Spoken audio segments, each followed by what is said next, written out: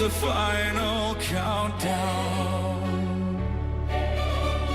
Yeah, we're leaving together.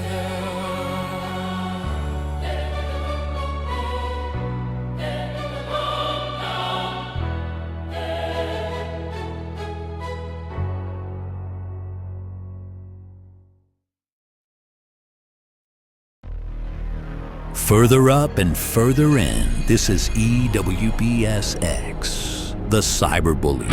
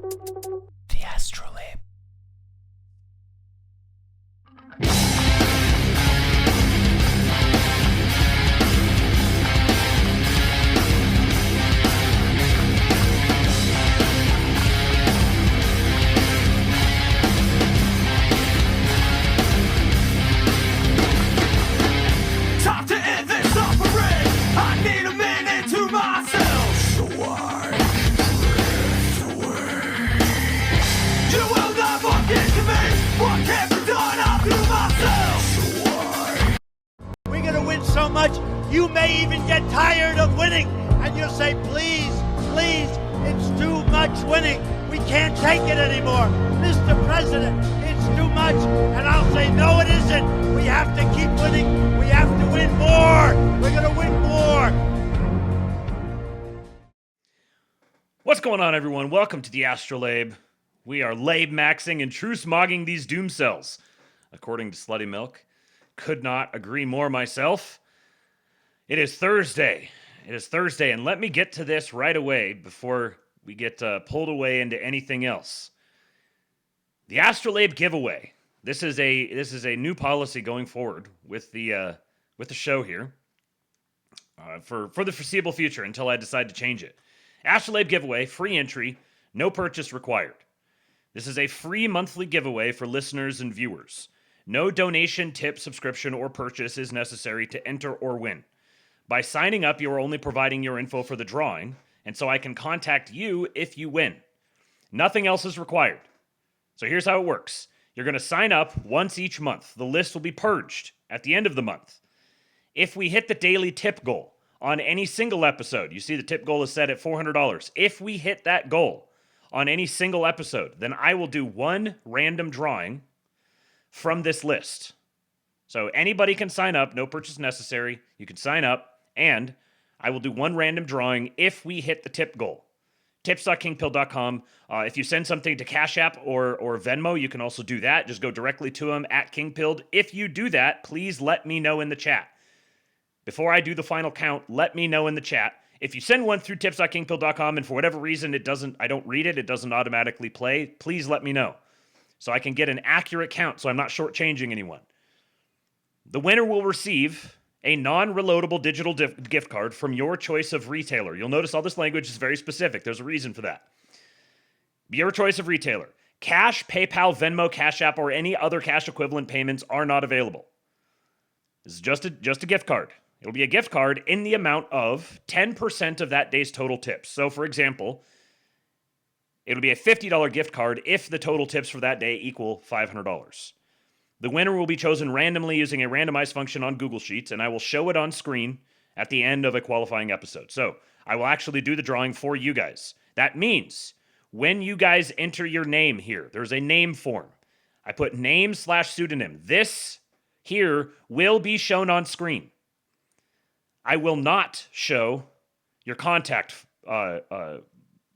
form here. I will not show, you give me your email address, your X handle, your phone number, whatever. I will not show that, but I will show the handle or the name or whatever name you choose to put in there. The gift card will be paid for from my own personal funds. It will not be from tips.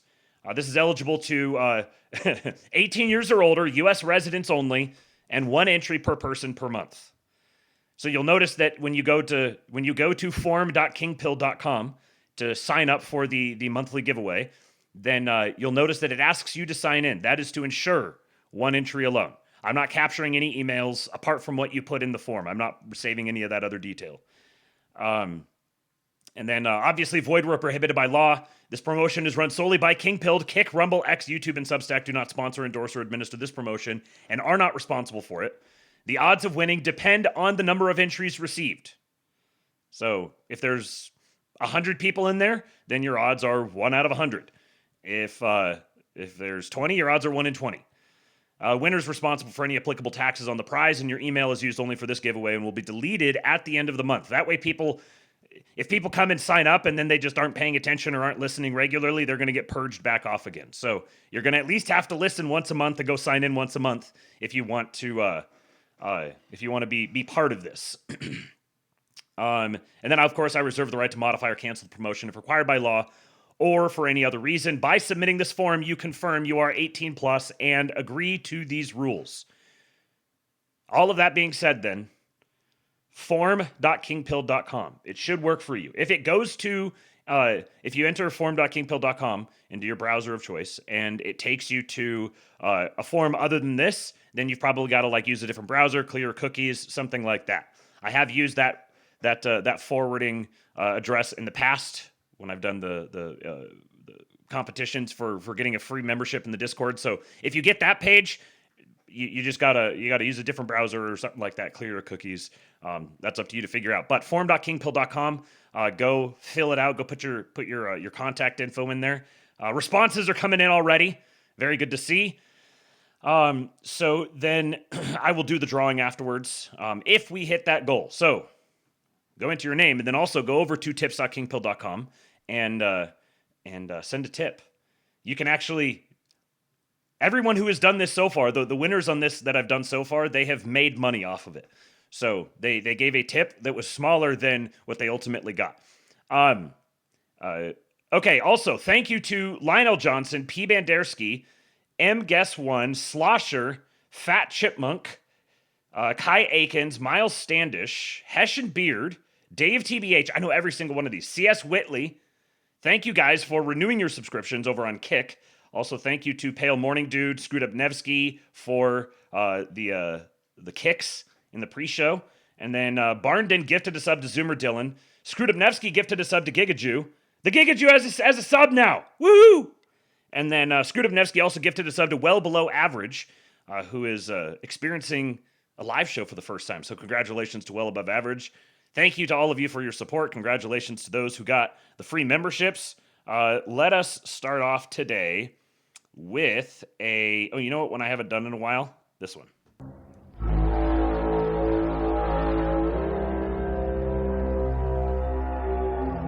No more games. I want Trump to issue death warrants now against all these people. I want them killed. I want them dead now. Okay, so what do we have today? We've got this is going to be a long one. This is not going to be a short late. So you may have to listen to part of it live and then come back later on. I understand. I do.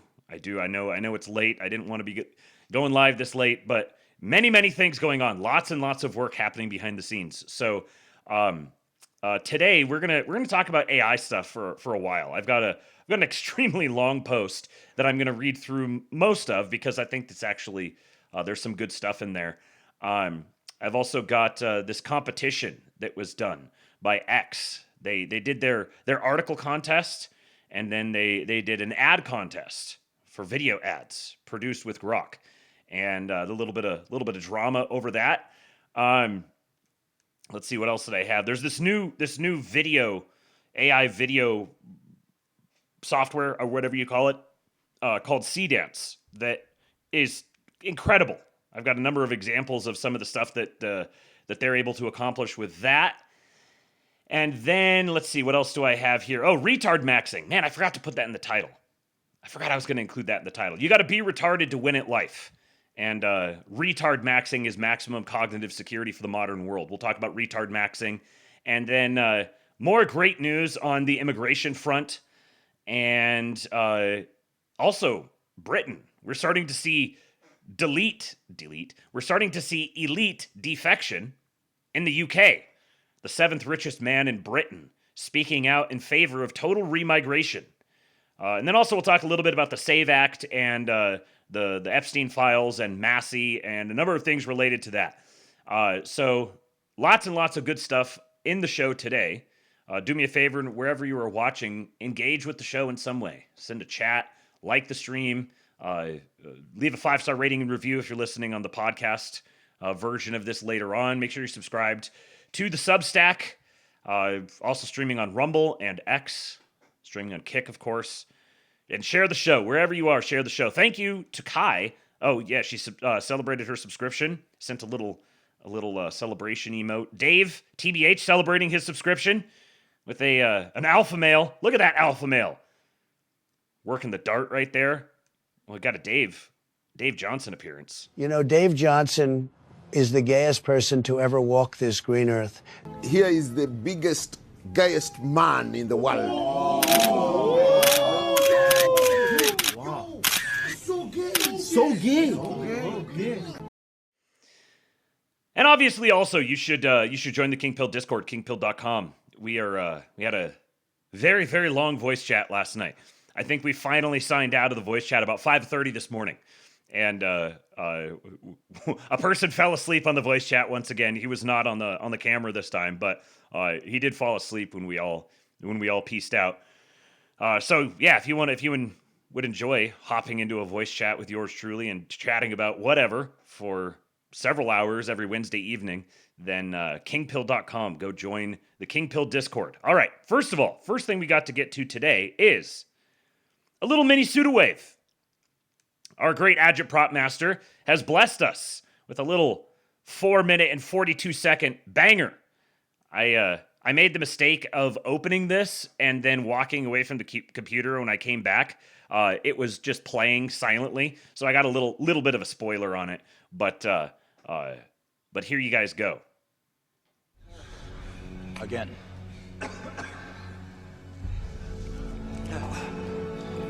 Michael Ruzioni!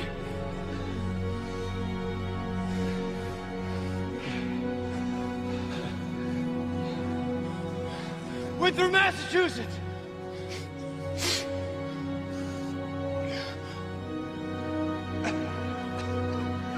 Who do you play for? Play for the United States of America!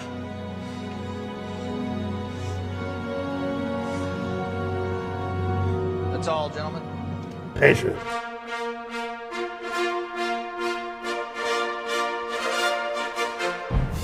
We're Olympics maxing!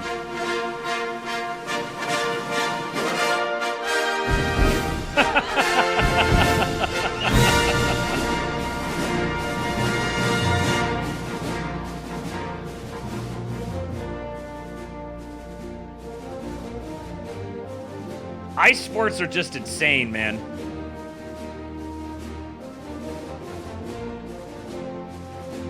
"100 years of the Winter Olympics. We need to make the Olympics great again."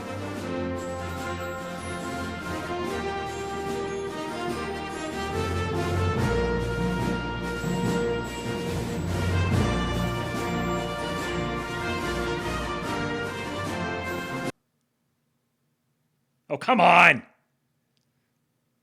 Don't do this to me. See, that's all I have to say.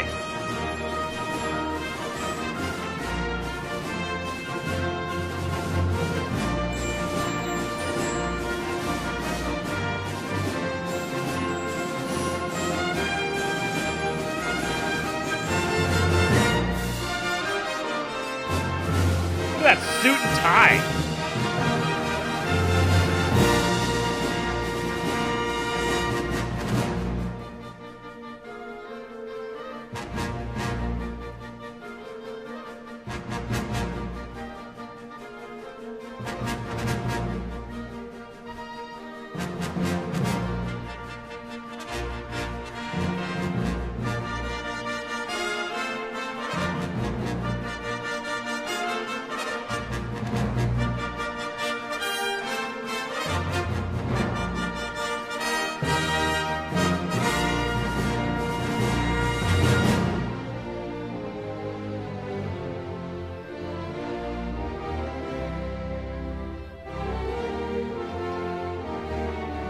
Luge has got to be the most insane sport of all time. Curling!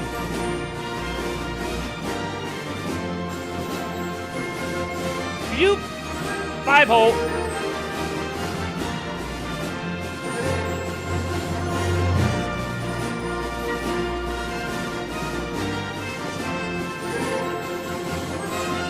Yes, curling is so much fun.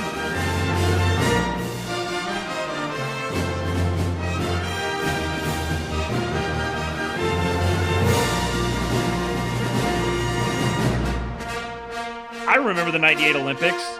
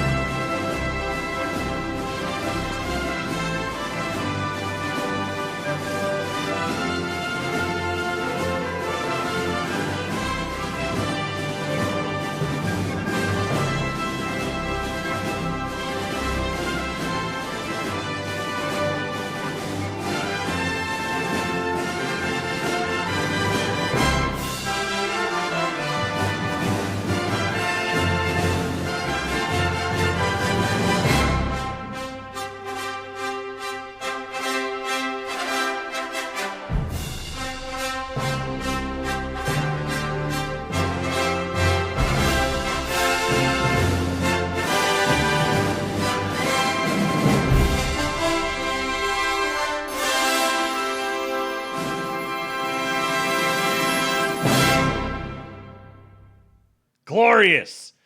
Glorious. We've got the best propagandists, don't we, boys?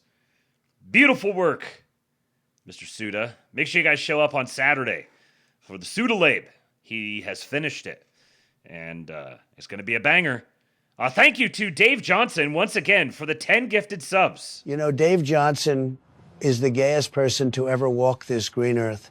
Here is the biggest, gayest man in the world. So gay.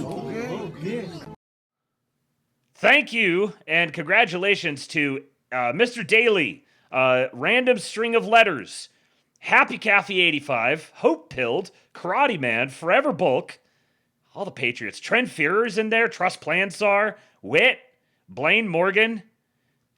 Like half of these people are in the King Pill Discord. Thank you, Dave. Thank you for the gifted subs and congratulations to you guys. One of you guys mentioned this in the chat. I don't think this is recent. I actually remember seeing this a few years ago. But boys, prepare yourselves. Brace yourselves to feel extreme pain by proxy. Now it's the Listen Frenchman, for it. Yannick Bertrand. Through the S-turn. Yannick Bertrand.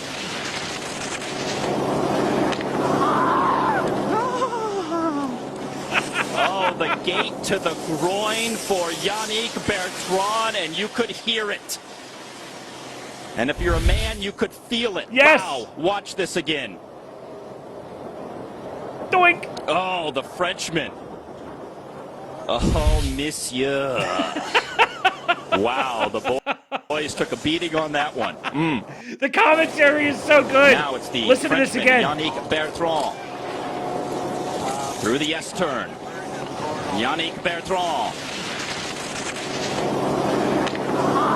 That was the sound of his nuts exploding. And then he screamed. The gate to the groin for Yannick Bertrand, and you could hear it. And if you're a man, you could feel it. Wow, watch this again. Boop. Oh, the Frenchman.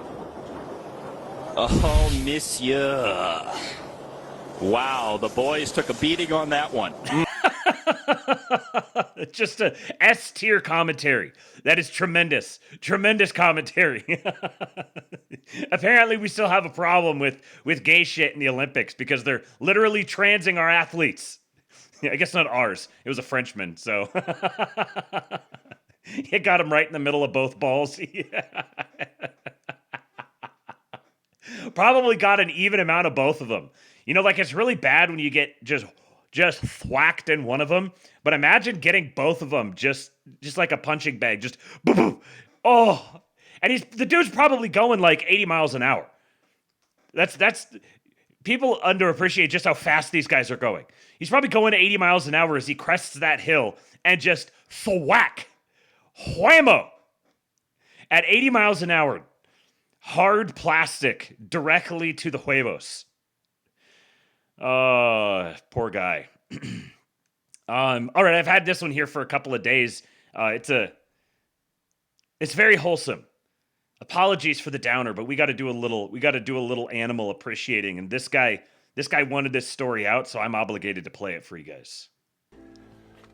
Well, it's Monday. A week ago today, 3:45 in the morning, I'm fast asleep upstairs. And the dog, my old blind dog, who's almost 14, she can't even hear very well. She's poking away at me, wakes me up. I figure she has to go out to the bathroom. I get halfway down the stairs. I smell natural gas and I smell burning. When I get down here, the hood of the furnace, everything red hot. There's exhaust flying out everywhere. And everything in here absolutely red hot. There's even some damage. I shut off the breaker, went upstairs, put on an electric heater, and we were able to get the gas fitter out that day to fix the furnace. So it's 3:45 a.m. Monday morning. And 4 days later, almost exactly, 96 hours, my little dog Molly passed away. I'd like to thank everybody for all the condolences and messages.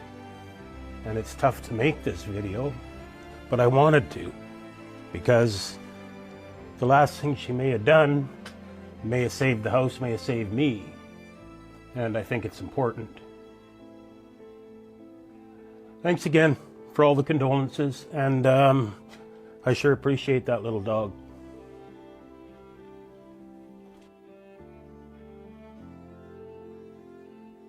R.I.P. Molly.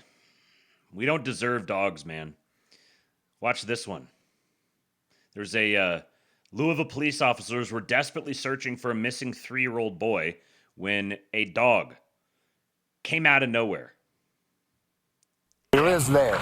It comes via police body cam footage from Louisville last month. A missing 3-year-old child. More than a half dozen officers on the search. They sent up a helicopter, but had no luck until this happened. Oh, what's up, dude? There's a dog. Where's he at? Let's go. That's Officer Josh Thompson responding to a dog that seemed to have something important to say. It led me all the way back to the backyard. At that point, I'm thinking, okay, this kid's in this backyard. And sure enough, the dog went right to the back bumper. Check the rear here. Goes to the back bumper, I just sat there. Yeah, he's right here. After a quick lesson in car locks, grab and pull it. There we go! I don't think I've ever seen a happier kid in my life. He jumped out of the car, bear hugged my neck, and wouldn't let go. Good job, buddy. The dog had cracked the case. Last he found him. Man, I don't know where the dog came from, but it was a Oh, come on. blessing from God that day. And here's the thing. Are we seriously going to do this tonight? I'm not in the mood for this tonight. Come on, internet. Don't give me this.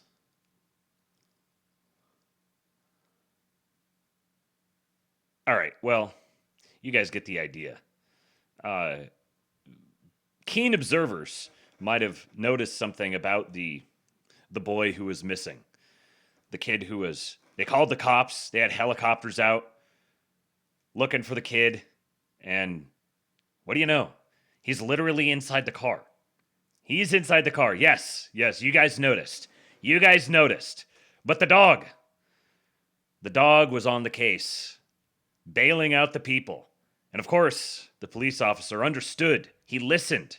He listened to the dog when the dog had something to say. My wife says our internet is being super buggy. So we'll see how things go tonight. Good thing that I have a whole bunch of videos to show you. We'll see if the next one here works. Harrison Smith here says, this is like, well, actually, you know what? I'm not going to spoil it. I'm I'm just going to put it up here and see if it will play. Okay, there we go.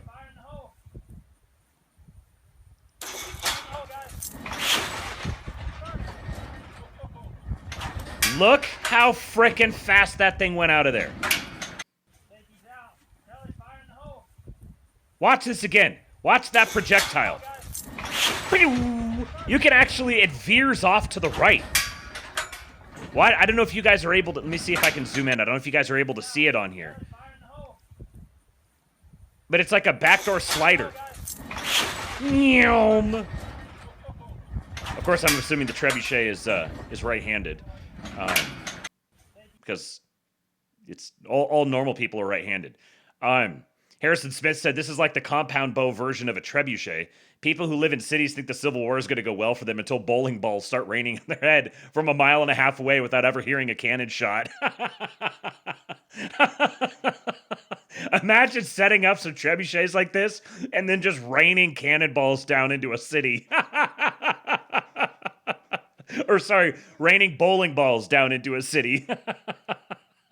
I wonder what sort of ball they're using here, because of the way that thing just I never even considered that possibility with trebuchets, that like getting the trebuchet to actually deliver its projectile accurately, it could have been a bit of a challenge. Yeah, heavy ball bearings. Hollowed out bowling balls filled with tannerite. Oh my God. Oh man. Hollowed out bowling balls filled with tannerite. Woo-hoo-hoo. Oh baby. Oh man. Carnage. Absolute carnage. So Woman Definer here says there's been a lot of talk about creating right-wing art and content, but I think something is being overlooked there. Culturally, that's already happening.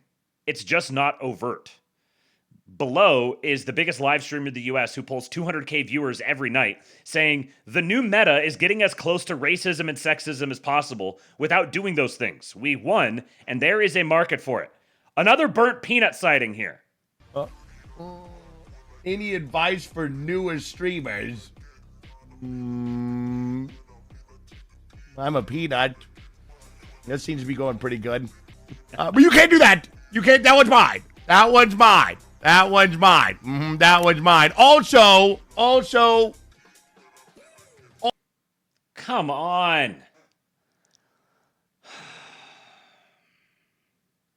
This is going to be really frickin' irritating.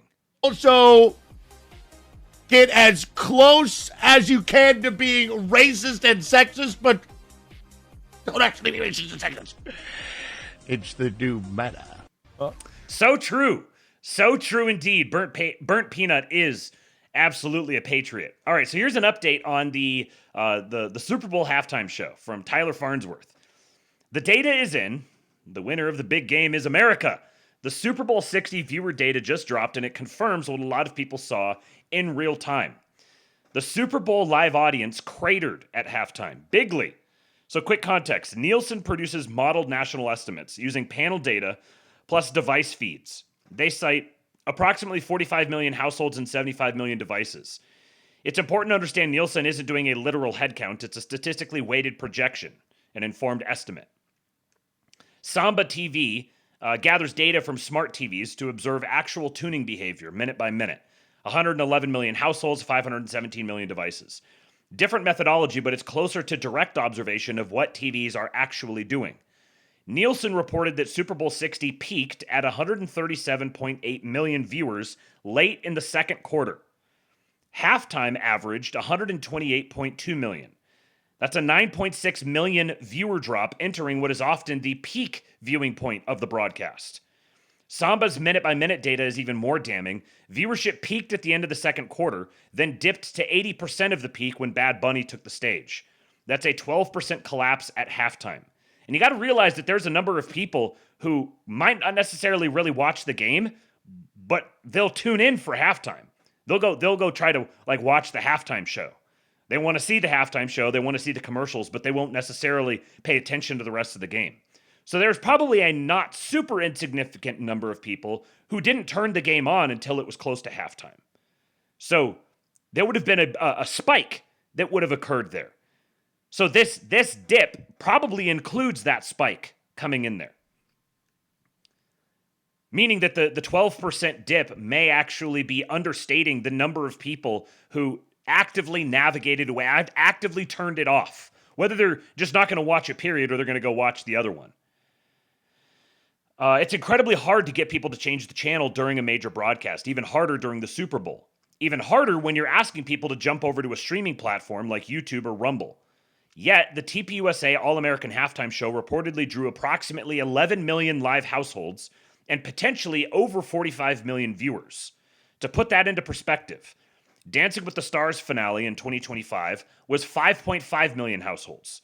The American Idol finale of 2025 was 4.1 million households.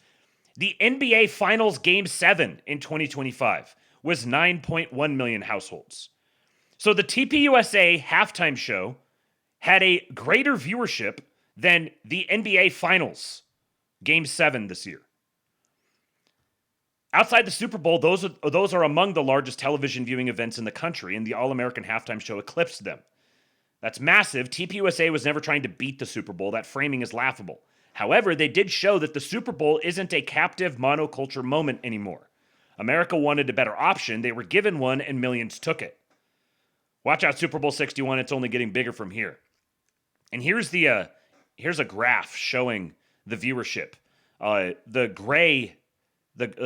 gray line here is overall.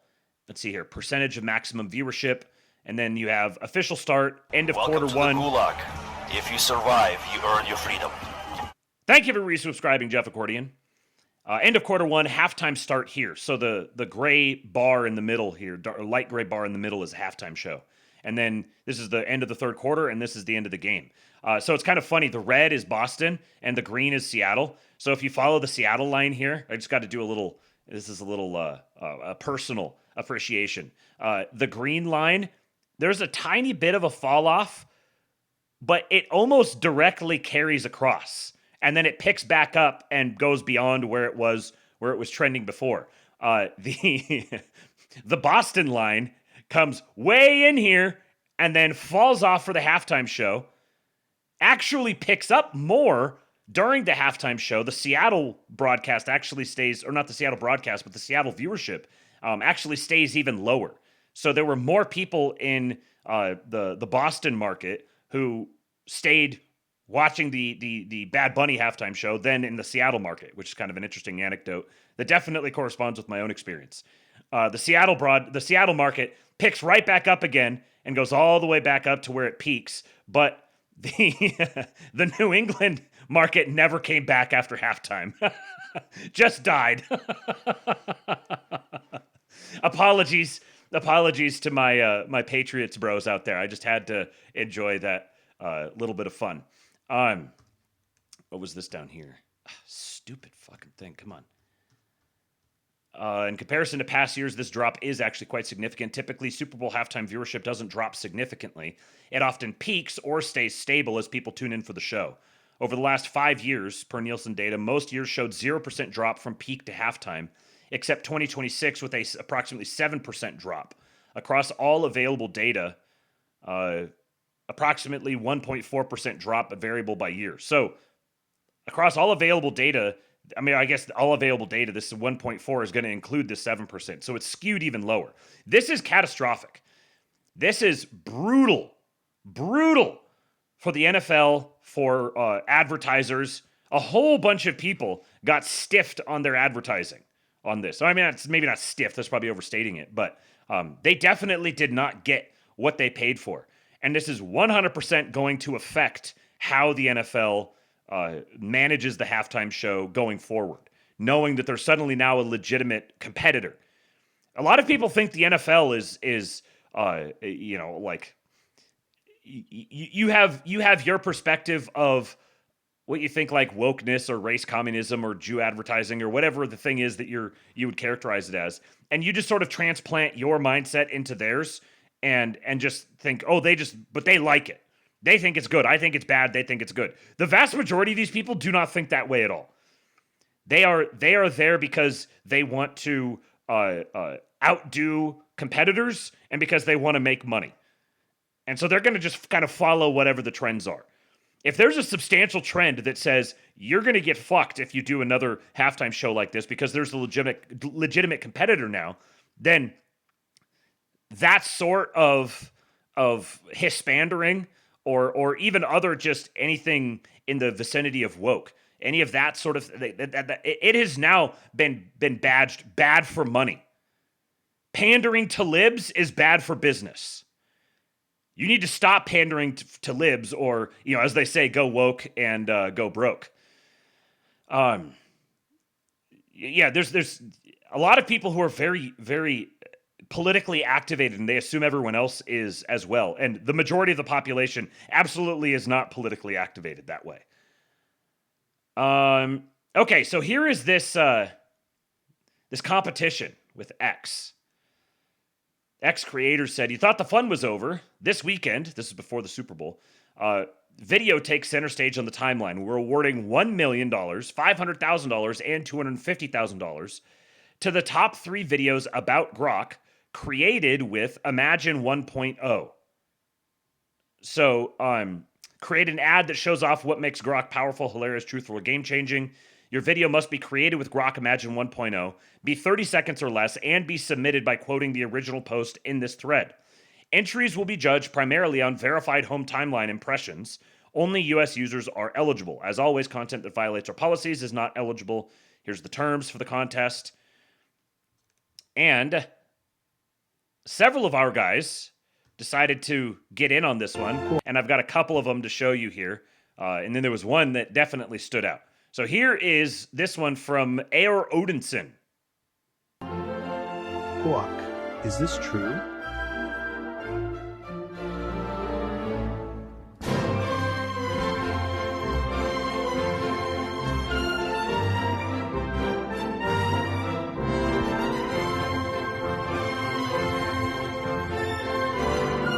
Wigger Pig! Okay, so obviously that one's not going to be a competitor. That isn't remotely within the realm of anything that Grok is going to award, or that Twitter is going to award. But shout out to Eor Odinson for creating a banger. Then there was Alaric the Barbarian. This was his submission.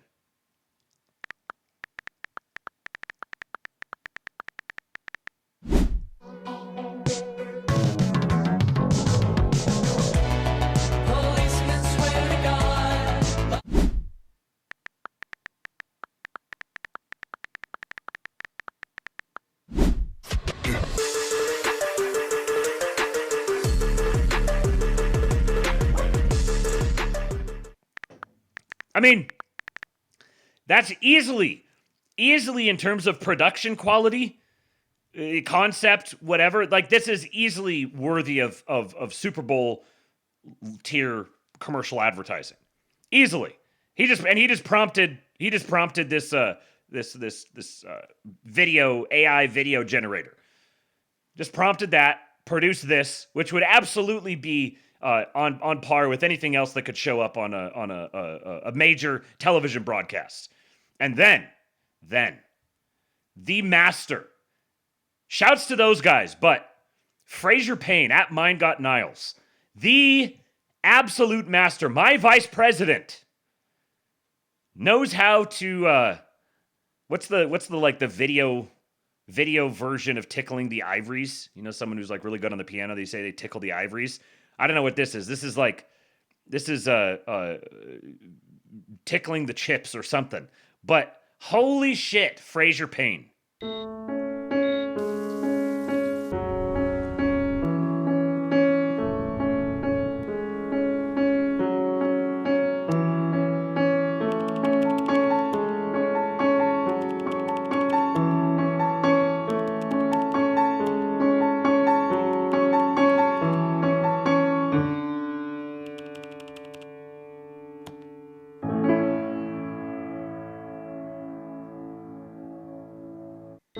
This is just masterful stuff. Like, there aren't enough superlatives for it. The man knows what he's doing. He has a gift. Just an absolute gift. Someone in the chat here said, Isaac says Frasier made art when all he needed to make was an ad. Totally. This is... Now, of course, this one got easily, not even remotely close. This one got the most impressions. It's up to 3.7 million now.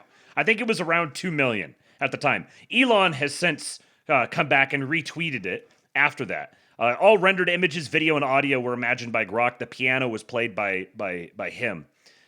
It's simply stunning. The future is so bright.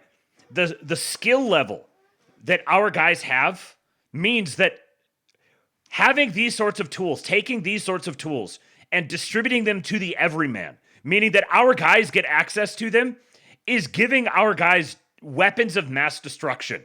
Cultural weapons of mass destruction is giving AI tools to our guys to produce propaganda.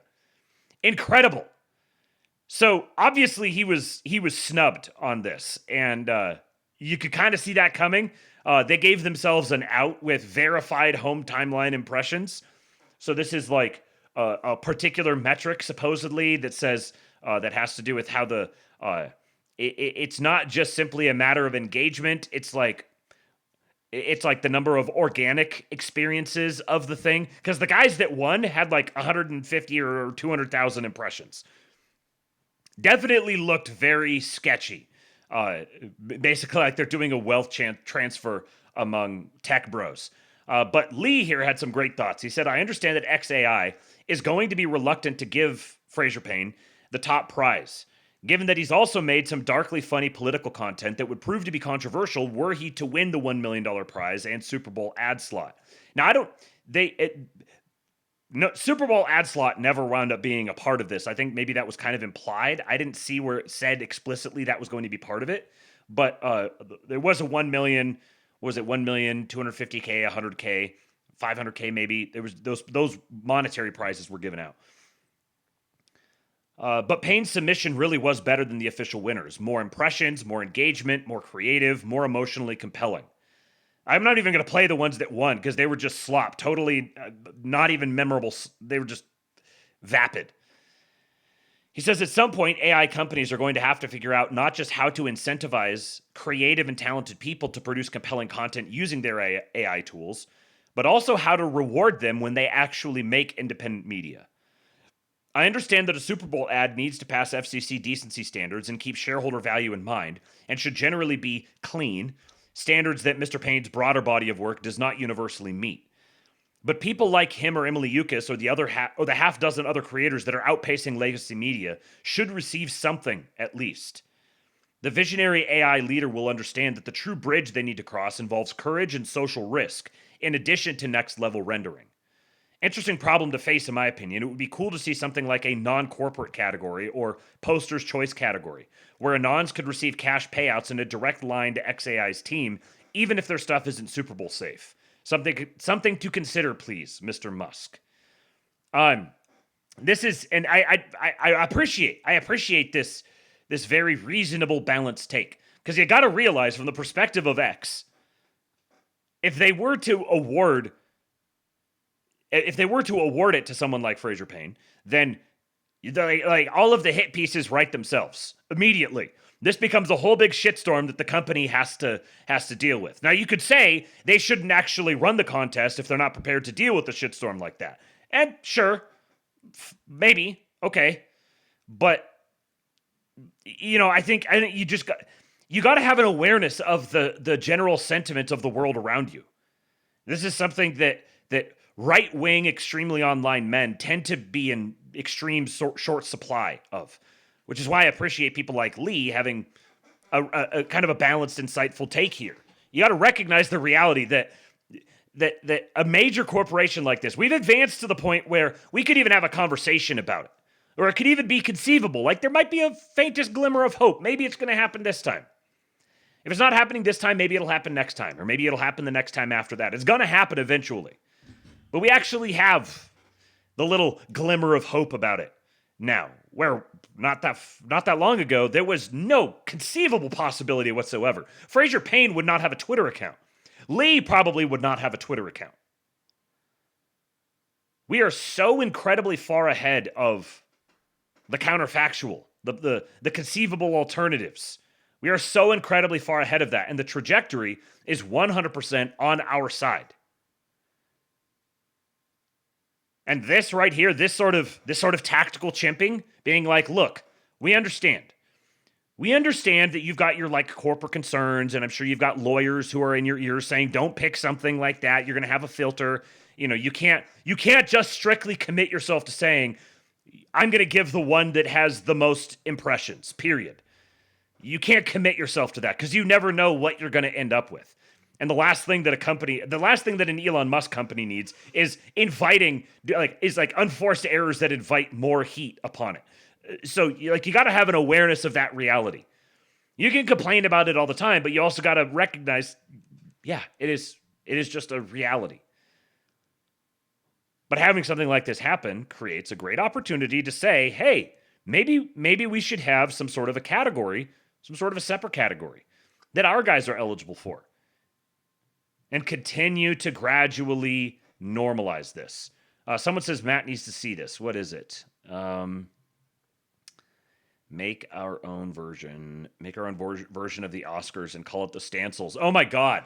The Stancils. Yes. Slutty Milk, make our own version of the Oscars and call it the Stancils. This is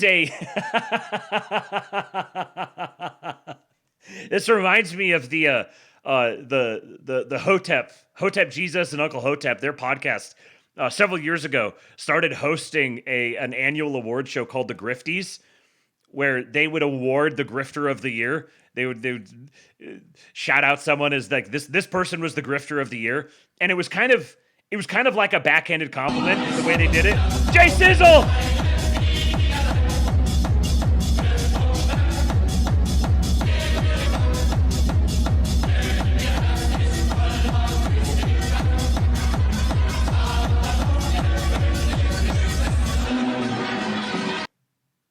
Thank you, Jay Sizzle, for the 1488. You are breaking the seal. The first tip toward the tip goal. Reminder, tips.kingpill.com if you would like to send a tip, and form.kingpill.com if you would like to enter yourself in for the daily drawing if we hit the tips goal. The Grifties. The Grifties is I don't know if they're still doing it or not. I haven't followed them as closely, but the Grifties was a funny concept. And it was well done. Okay, so one Super Bowl ad that played was one for AI.com. AI.com is now live in beta. Now it's funny because when I went to AI.com, when I saw the commercial, I immediately got the 503 server unavailable or some sort of error because everybody bum rushed AI.com at the same time and absolutely crashed their shit. But you can now get your AI.com handle before someone else takes it. So what is it? It says, after you successfully reserve your handle, we will spin up your AI agent. Given the unprecedented levels of interest, we kindly ask for your patience. You will receive a notification when your agent is ready to rock. Every agent gets a fully functional PC, so instead of just chatting, it can now do things for you. Anything you want, like the world's best assistant. Now you can have someone available 24/7 to immediately respond to all your asks and do it relentlessly until it's done. An employee who knows everything, doesn't get tired, doesn't forget, and is always happy to help. From simple things like managing your email, scheduling meetings, to calling people to make reservations, or canceling unwanted subscriptions, to doing your shopping for you, planning your trips, to finding you more dates or finding you more customers and making sales appointments for you to close more deals and hit your quota, managing your bills, more complicated tasks like managing your business or managing your money. The list is ever expanding, and this assistant will be able to do anything anyone can do on their computer.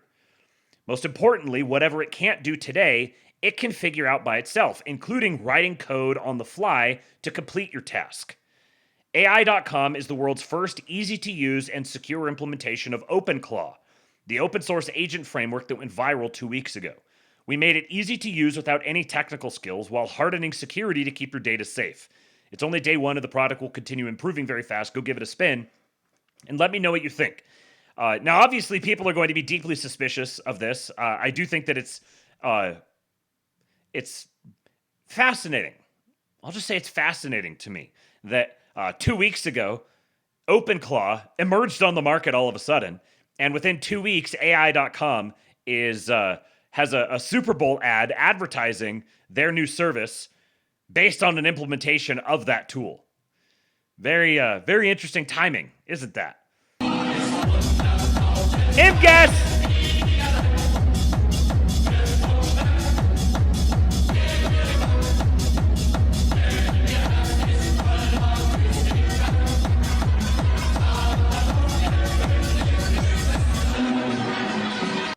I have to join the party. Thank you, sir. You are a patriot. There's two. What would we... Let's see. We would need 1, 2, 3, 4. So we would need like 16 of those. 16 of those throughout the show. It's not that many. There's also, of course, if you do anything over $200, anything over $100, and $88 exactly. Those will get you your own... those of unique alerts. I'm going to set up some others here pretty soon. Amy suggested doing an $80.08 one and having something related to boobs. Mrs. Kingpilled is looking out for us. Mrs. Kingpilled is full of ideas. So that's another one that's coming as well soon. I'm going to do a 1776, an 8008, then...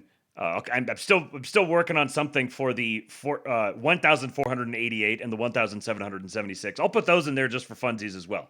But thank you guys. So yeah, I'm rather suspicious of the fact that it seems sus that this open source agent framework just goes viral all of a sudden because some guy kind of stumbles upon it, and here we have 2 weeks later, AI.com is all over it. Now, who's behind AI.com? This guy, the founder and CEO of Crypto.com. So he is someone who already has he's not just a no one. He's not just this is not some rando showing up all of a sudden. But one of the other cool things that he mentioned with this AI.com service is that these agents are capable of, I don't know exactly what the term is, I don't remember exactly, but it's like they learn from each other. So if you teach one of your agents a new skill, or you send out your agent to do some sort of a task, and as part of doing that task, it has to teach itself a new skill, then it will, however it does it, it will return that to the rest of the network, and all of the other agents on the network will also acquire that new skill. So it's starting to build in this sort of recursive loop sort of concept. And I'm telling you, man, there's so many people who are going to be deeply skeptical of all of this stuff. And rightly so. These things are going to be, there's going to be all sorts of mistakes and all sorts of errors and sketchy shit that happens and scams and everything else. But there's a fake debate that's happening right now, and both sides are irritating me. One side is like, this is going to change everything. This is like, we've achieved some sort of nirvana, or there's this new religious awakening that we're undergoing because of the launch of these AI technologies. And then there's the other side that's like, you guys are full of shit. This is just like, this is oversold. This is a bunch of marketing hype, that yada, yada, yada, yada, yada. This is a total nothing burger. Both of these are wrong. Both of these are wrong. The introduction of the internet to the world has drastically changed the way the world functions and operates at virtually every different social stack, or every different layer of the social stack. It has been a massive, massive benefit in many, many ways. It's also been a massive, massive detriment in many, many ways. But you can't say that the introduction of the internet was just like sort of a nothing burger. Or that it was like, oh, that's when, the mark of the beast and it's all over and we might as well just tune out and die. Like, this is all gay. Everyone is gay but me. What is it that John Doyle says? There's like 8 people in the world who haven't completely lost their minds. So this most recent viral article on X is, I'm going to read the majority of this. From Matt Schumer. Something big is happening. It is up to 77 million impressions. And full disclosure here, Matt Schumer is invested in all sorts of AI projects. He has his own AI companies. I think that by and large, this article is essentially an advertisement for his products. I also think that it's possible for it to be an advertisement for his products and also an accurate reflection of what he actually believes. Like, for example, I might decide to go write a big, long blog post about why the current state of right-wing influencers is totally fake and gay, and that we need more people who are looking at this honestly. And I can use that as an advertisement for the ASTROLABE and say, if you want something like this, come listen to the ASTROLABE. But that doesn't mean that the things that I'm writing in that aren't things that I genuinely believe. In fact, the reason I'm doing it is because I genuinely believe it, because I've dedicated everything else I'm doing to the pursuit or the manifestation of that project. So I think it's possible to say, yeah, this guy's obviously like talking his own book. And yet, there's a lot of very good observations that he makes here. Something big is happening. Think back to February of 2020. If you were paying close attention, you might have noticed a few people talking about a virus spreading overseas. But most of us weren't paying close attention. The stock market was doing great, your kids were in school, you were going to restaurants and shaking hands and planning trips. If someone told you they were stockpiling toilet paper, you would have thought they'd been spending too much time on a weird corner of the internet. Then, over the course of about 3 weeks, the entire world changed. Your office closed, your kids came home, and life rearranged itself into something you would not have believed if you described it to yourself a month earlier. I think we're in the "this seems overblown" phase of something much, much bigger than COVID. I've spent 6 years building an AI startup and investing in the space. I live in this world. So he's going full disclosure here at the beginning. He's not trying to hide anything. He's not trying to obscure this I'm just some guy observing some things. No, I'm deeply embedded in this world. And I'm writing this for the people in my life who don't. My family, my friends, the people I care about who keep asking me, so what's the deal with AI? And getting an answer that doesn't do justice to what's actually happening. I keep giving them the polite version, the cocktail party version, because the honest version sounds like I've lost my mind. And for a while I told myself that was a good enough reason to keep what's truly happening to myself. But the gap between what I've been saying and what is actually happening has gotten far too big. The people I care about deserve to hear what is coming, even if it sounds crazy. I should be clear about something up front. Even though I work in AI, I have almost no influence over what's about to happen, and neither does the vast majority of the industry. The future is being shaped by a remarkably small number of people, a few hundred researchers at a handful of companies. OpenAI, Anthropic, Google DeepMind, and a few others. A single training run managed by a small team over a few months can produce an AI system that shifts the entire trajectory of the technology. Most of us who work in AI are building on top of foundations we didn't lay. We're watching this unfold the same as you, we just happen to be close enough to feel the ground shake first. But it's time now. Not in an eventually we should talk about this way, in a this is happening right now and I need you to understand it way. I know this is real because it happened to me first. Here's the thing nobody outside of tech quite understands yet. The reason so many people in the industry are sounding the alarm right now is because this already happened to us. We're not making predictions, we're telling you what already occurred in our own jobs and warning you that you're next. For years, AI had been improving steadily.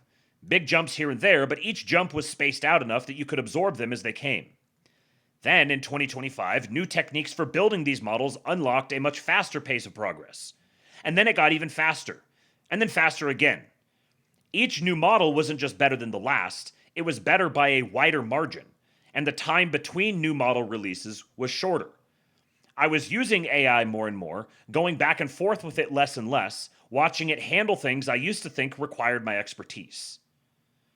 Then on February 5th, 2 major AI labs released new models on the same day.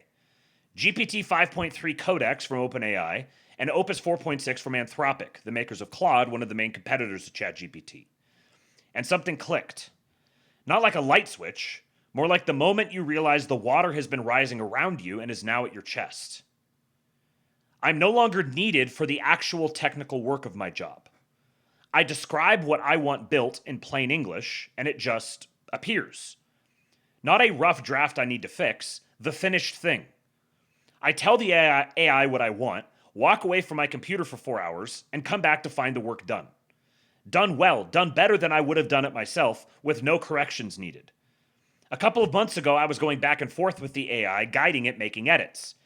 Now I just describe the outcome and leave. Now I'll pause here for just a moment to say that I think part of why he's getting this experience where he's no longer going back and forth with it, guiding it, is because he has become very, very good at prompting. And so he knows how to write the prompts to cover all of the bases that he needs to ensure that once it does it right. Now, what are we talking about here?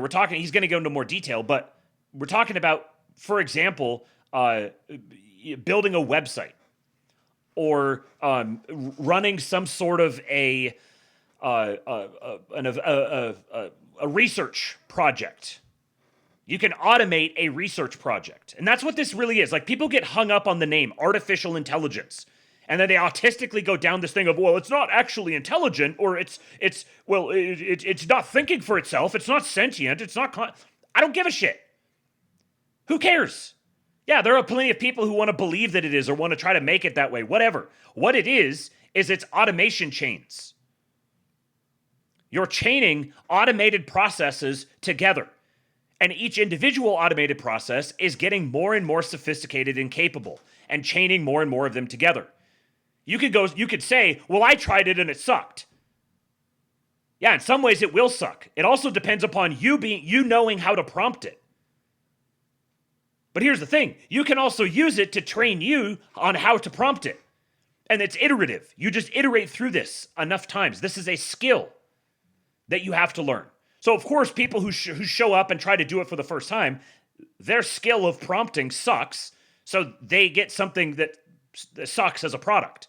And also, what he's detailing here is that this is something that is happening now. So, yes, a few months ago, it did suck. But then there's been new advances in the process, launches of new models or new capacities, new capabilities that are making it suck less and less. And if you've been following this closely enough, you're starting to see a trajectory building up where it's going from sucks to good, sucks to good, sucks to good, sucks to good, sucks to good. And it's doing it quicker and quicker as it's beginning to iterate back on itself. Slutty Milk says, using LLMs for me was very intuitive. I don't know why. Yeah, same here. My brain just clicks with it. I don't know. It's just something about I don't know, the way that my brain starts to dissect a problem and break it out into steps and flowcharts and everything. If you can do like steps and flowcharts well, then you can prompt something like this well. And really, this is, again, just a skill. It's something you do. You do it over and over and over again until it starts to click for you. He says, let me give you an example so you can understand what this actually looks like in practice. I tell the AI, I want to build this app. Here's what it should do. Here's roughly what it should look like. Figure out the user flow, the design, all of it. And it does. It writes tens of thousands of lines of code. Then, and this is the part that would have been unthinkable a year ago, it opens the app itself. It clicks through the buttons. It tests the features. It uses the app a way a person would. If it doesn't like how something looks or feels, it goes back and changes it on its own. It iterates like a developer would, fixing and refining until it's satisfied. Only once it has decided the app meets its own standards does it come back to me and say, it's ready for you to test. And when I test it, it's usually perfect. I'm not exaggerating. This is what my Monday looked like this week. But it was the model that was released last week, GPT 5.3 Codex, that shook me the most. It wasn't just executing my instructions, it was making intelligent decisions. It had something that felt for the first time like judgment, like taste. The inexplicable sense of knowing what the right call is that people always said AI would never have. This model has it, or something close enough that the distinction is starting to not matter. And part of this, I think, is that It's not actually demonstrating taste. It's that when you get these models large and sophisticated enough, and they've been trained on things that are developed tastefully well enough, they can duplicate that. And that in itself is a substantial step forward. Again, if you're judging this on, well, is it actually sentient or is it not sentient? You're falling into the midwit debate. And fine, sure, midwits head off and go run circles in that cul-de-sac over there trying to decide whether or not it's sentient. Obviously, it's not. Obviously, it's not sentient, and it's not ever going to be. But it doesn't have to be sentient to be an extremely sophisticated automation tool. I've always been early to adopt AI tools, but the last few months have shocked me. These new AI models aren't incremental improvements. This is a different thing entirely. And here's why this matters to you, even if you don't work in tech. The AI labs made a deliberate choice. They focused on making AI great at writing code first, because building AI requires a lot of code. If AI can write that code, it can help build the next version of itself. A smarter version, which writes better code, which builds an even smarter version. Making AI great at coding was the strategy that unlocks everything else. That's why they did it first. My job started changing before yours, not because they were targeting software engineers. It was just a side effect of where they chose to aim first. They've now done it, and they're moving on to everything else. Now, I know from talking to actual software engineers that many of them are still very... they would bristle at the notion that it's actually good at writing code. But here's where I think talking to actual software engineers is perhaps less useful, because number one, they have a vested interest in ensuring that that people believe that it's not good at doing it, and also being good at doing it is not. You're not comparing apples and oranges here, because for a software engineer, when they're writing code, they're going to sit down and they're going to tackle the project for however long it takes them to write the whole thing. And then it's supposed to be done when it's done. But with this, if you're using natural language processing, you're saying, I want it to look like this, I want it to do this, I want it to do this, I want it to do this. In the future, I want to have this capacity, I want it to integrate with this, you tell it, just natural language, just write out in a paragraph what you want it to do, and it goes and does that. Then when it comes back, you can evaluate how it actually functions. Obviously, there's risks here where if you don't know anything about code, then yeah, probably there's I know, for example, security is a thing that it doesn't necessarily optimize for, but that's something that you can include in your prompt. Here's the specific potential security bugs that I want preempted. It comes back to prompting. You have to be able to prompt it. But the fact that you can have something like this that just runs in the background while you're doing other things, and then you go back and you fix it and you come back and do other things, you go back and you fix it and you come back and do other things. This is a dramatic step forward from having to go track down a software engineer, and you're gonna have to pay a software engineer to do all of this. And it's gonna be a lot harder to make things happen when you have to do that. The good software engineers are going to be the ones who figure out how to maximize this tool in their own work. They can automate so much more of what they're doing. And again, where it's at today is not indicative necessarily of where it's going to be in the future. So if it has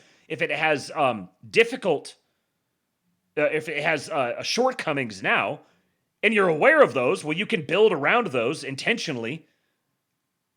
And also, these are just problems that have to be solved. And we're developing very good problem-solving tools where they can solve problems for us in the background while we're doing other things, essentially duplicating ourselves.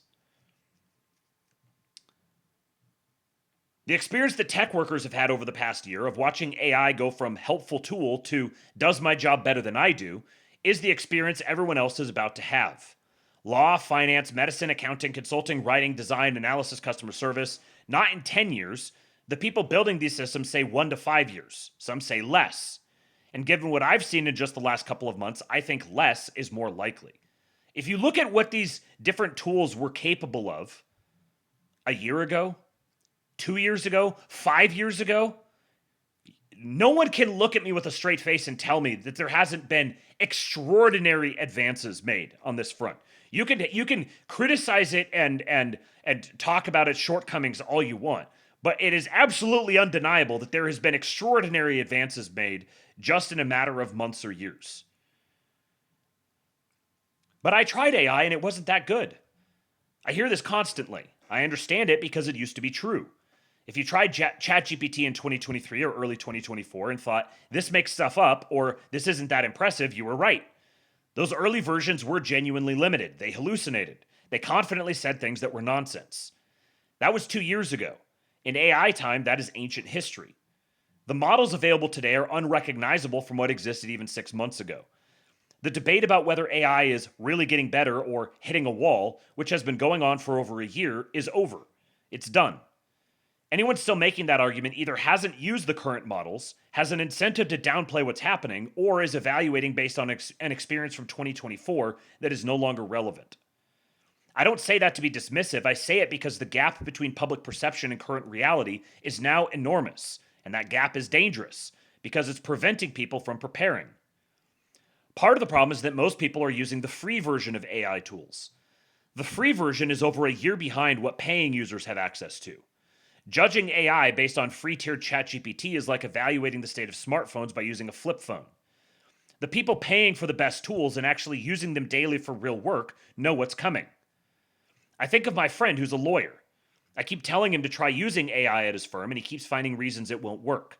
It's not built for his specialty, it made an error when he tested it, it doesn't understand the nuance of what he does, and I get it. But I've had partners at major law firms reach out to me for advice because they've tried the current versions and they see where this is going. One of them, the managing partner at a large firm, spends hours every day using AI. He told me it's like having a team of associates available instantly. He's not using it because it's a toy, he's using it because it works. And he told me something that stuck with me. Every couple of months, it gets significantly more capable for his work. He said if it stays on this trajectory, he expects it will be able to do most of what he does before long. And he's a managing partner with decades of experience. He's not panicking, but he's paying very close attention. The people who are ahead in their industries, the ones actually experimenting seriously, are not dismissing this. They're blown away by what it can already do, and they're positioning themselves accordingly. How fast is this actually moving? Let me make the pace of improvement concrete, because I think this is the part that's hardest to believe if you're not watching it closely. In 2022, AI couldn't do basic arithmetic reliably. It would confidently tell you that 7 times 8 equals 54. By 2023, it could pass the bar exam. By 2024, it could write working software and explain graduate-level science. Welcome to the Gulag. If you survive, you earn your freedom. Thank you for resubscribing, Lavindus. By late 2025, some of the best engineers in the world said they had handed over most of their coding work to AI. By February 5th, 2026, new models arrived that made everything before them feel like a different era. If you haven't tried AI in the last few months, what exists today would be unrecognizable to you. There's an organization called Meter that actually measures this with data.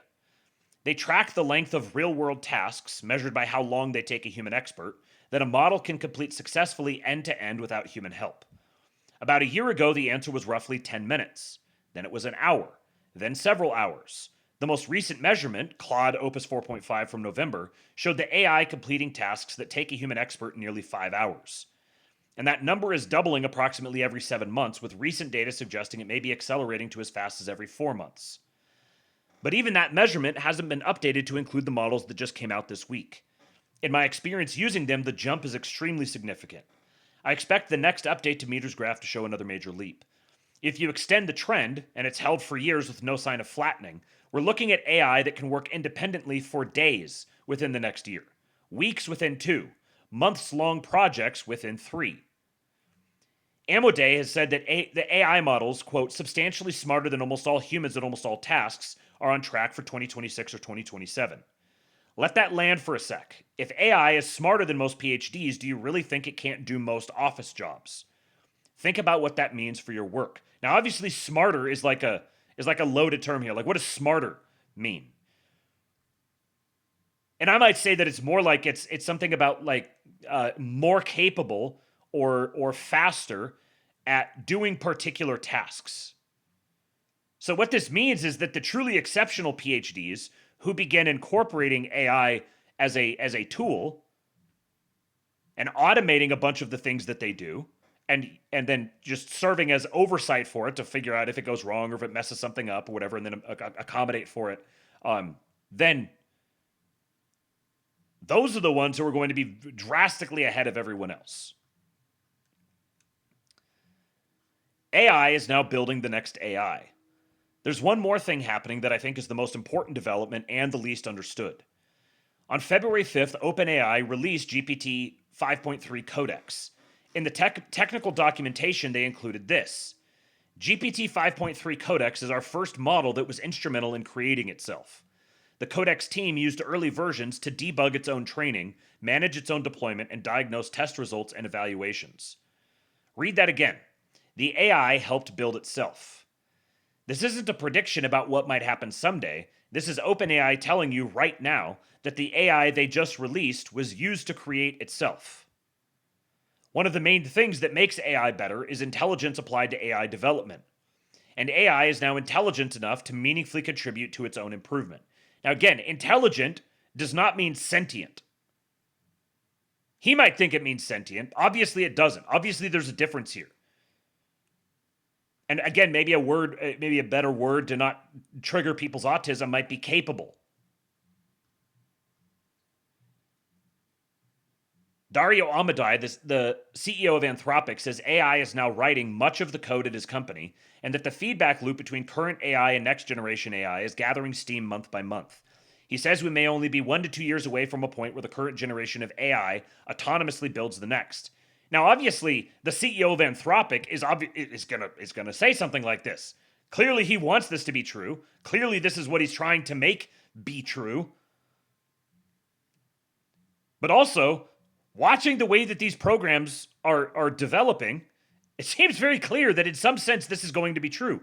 And again, I think people look at AI and they think artificial intelligence. This is just the name that it's been given. It's not artificial intelligence, it's automation. It is automating tasks. And you start with, it can automate part of a task. And then it can automate an entire task. And then it can automate one task connected to another task. And then it can automate another task connected to another task. And then it can automate the production of a model itself. When the models start building themselves, they say, okay, well, I need a bespoke model for this particular task. So I'm going to develop a model for that particular task, manage the tasks that task undertakes, and then incorporate them up into the broader task.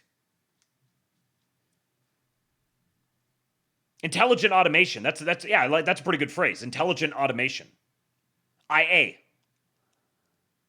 And there's still people like the autists or the midwits are still going to get hung up on intelligent, I think, and devolve off into the debate about whether or not it's sentient. And I'm like, no, it's not sentient. It's not ever going to be sentient. There's no point in continually engaging this debate. It's not ever going to be sentient. It will eventually be able to model sentience with a large enough database. It's going to begin to act as if something that is sentient on certain levels, but it's not sentient. That doesn't mean that it's not extraordinarily powerful. Each generation helps build the next, which is smarter, which builds the next faster, which is smarter still. The researchers call this an intelligence explosion, and the people who would know, the ones building it, believe the process has already started. What this means for your job. I'm going to be direct with you because I think you deserve honesty more than comfort.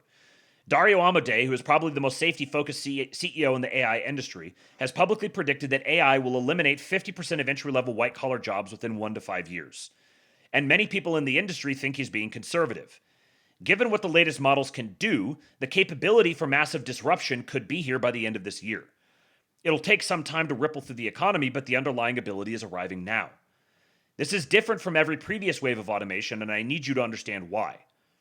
AI isn't replacing one specific skill. It's a general substitute for cognitive work. It gets better at everything simultaneously. When factories automated, a displaced worker could retrain as an office worker.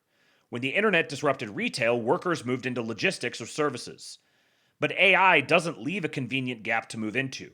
Whatever you retrain for, it's improving at that too.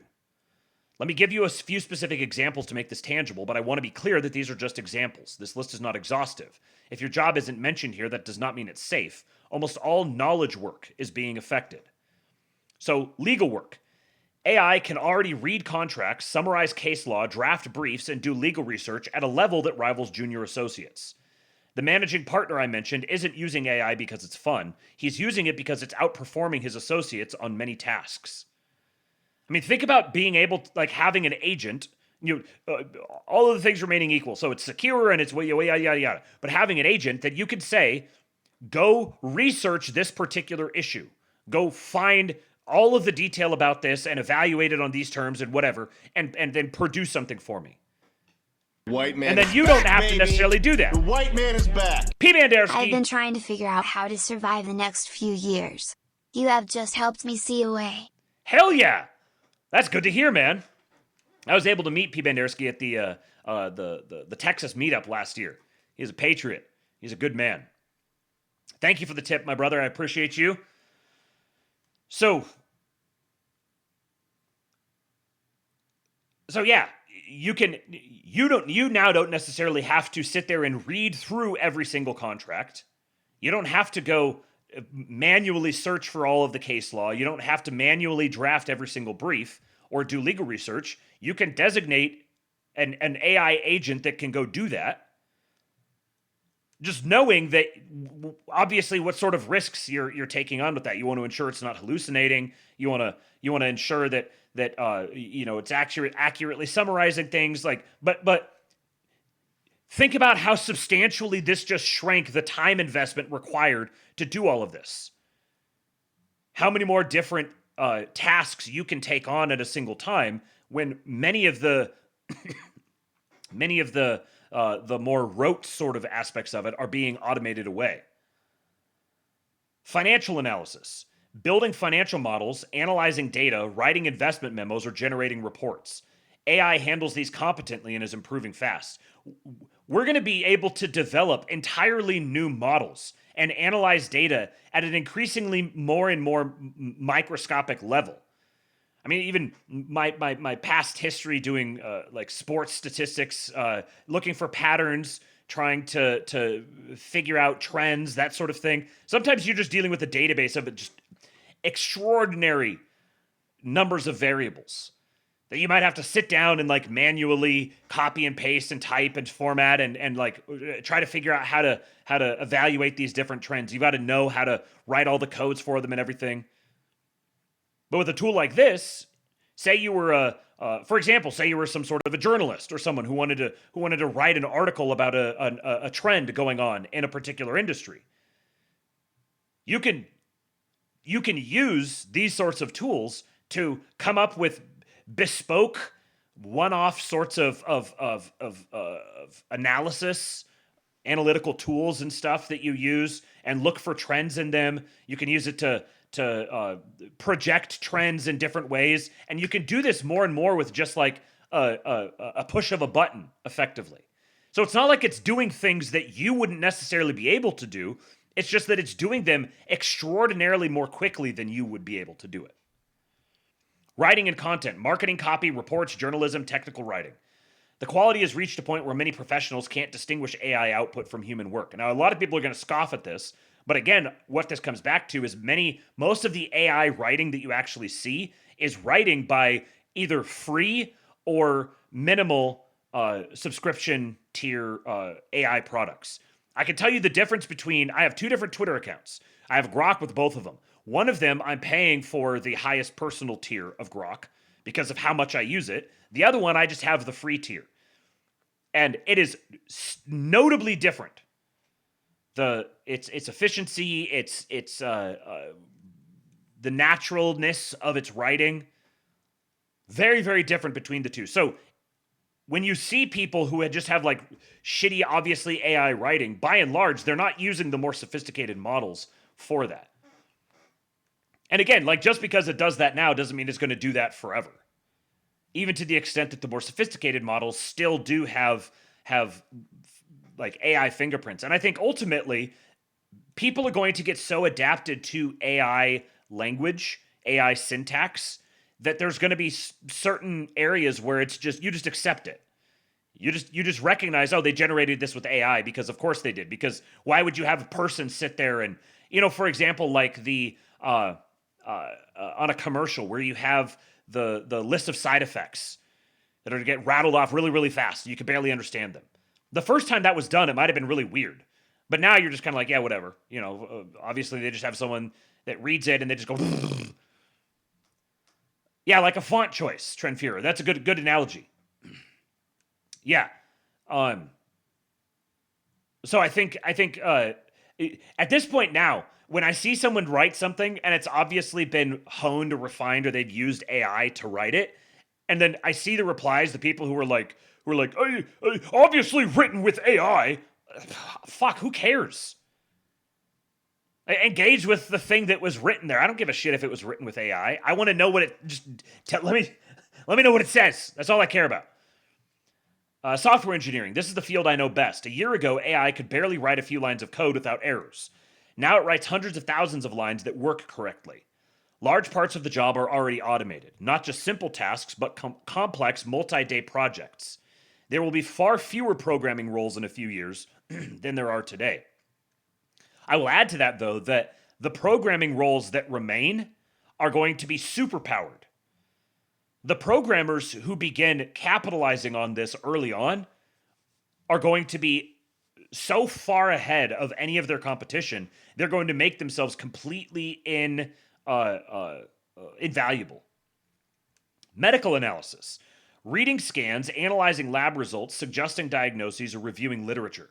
AI is approaching or exceeding human performance in several areas. This has been the case for a while. I've seen so many stories for 2 years now of AI tools that they put like their medical data or like what am I thinking of? An X-ray in there or an MRI scan and have the AI evaluate it, and the AI would catch stuff that the human doctor wouldn't. This has been around for a while.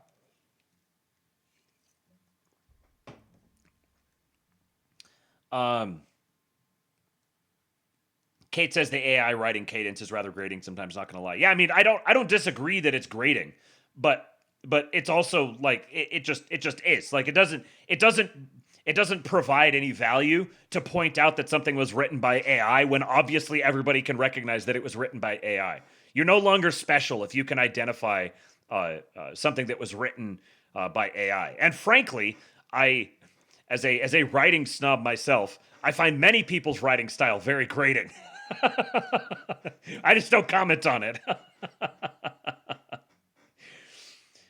Customer service. Genuinely capable AI agents, not the frustrating chatbots of 5 years ago, are being deployed now. Wedding autist. Just create a web of Audi hotties. Audi hotties. Also, why are we using it to track trends and everything? I'm really good at it already. Hipsterism is the only viable political theory in the information age. Gotta choose to do stuff and do it for yourself. Wop wop. Track trans and everything. I see what you did there. Thank you, webbing autist. So not the frustrating chatbots of 5 years ago. They're being deployed now, handling complex multi-step problems. A lot of people find comfort in the idea that certain things are safe, that AI can handle the grunt work but can't replace human judgment, creativity, strategic thinking, or empathy. I used to say this too. I'm not sure I believe it anymore. The most recent AI models make decisions that feel like judgment. They show something that looked like taste, an intuitive sense of what the right call was, not just the technically correct one. A year ago, that would have been unthinkable. My rule of thumb at this point is, if a model shows even a hint of a capability today, the next generation will be genuinely good at it. These things improve exponentially, not linearly. Will AI replicate deep human empathy? Replace the trust built over years of a relationship? I don't know, maybe not. But I've already watched people begin relying on AI for emotional support, for advice, for companionship. That trend is only going to grow. I think the honest answer is that nothing that can be done on a computer is safe in the medium term. If your job happens on a screen, if the core of what you do is reading, writing, analyzing, deciding, communicating through a keyboard, then AI is coming for significant parts of it.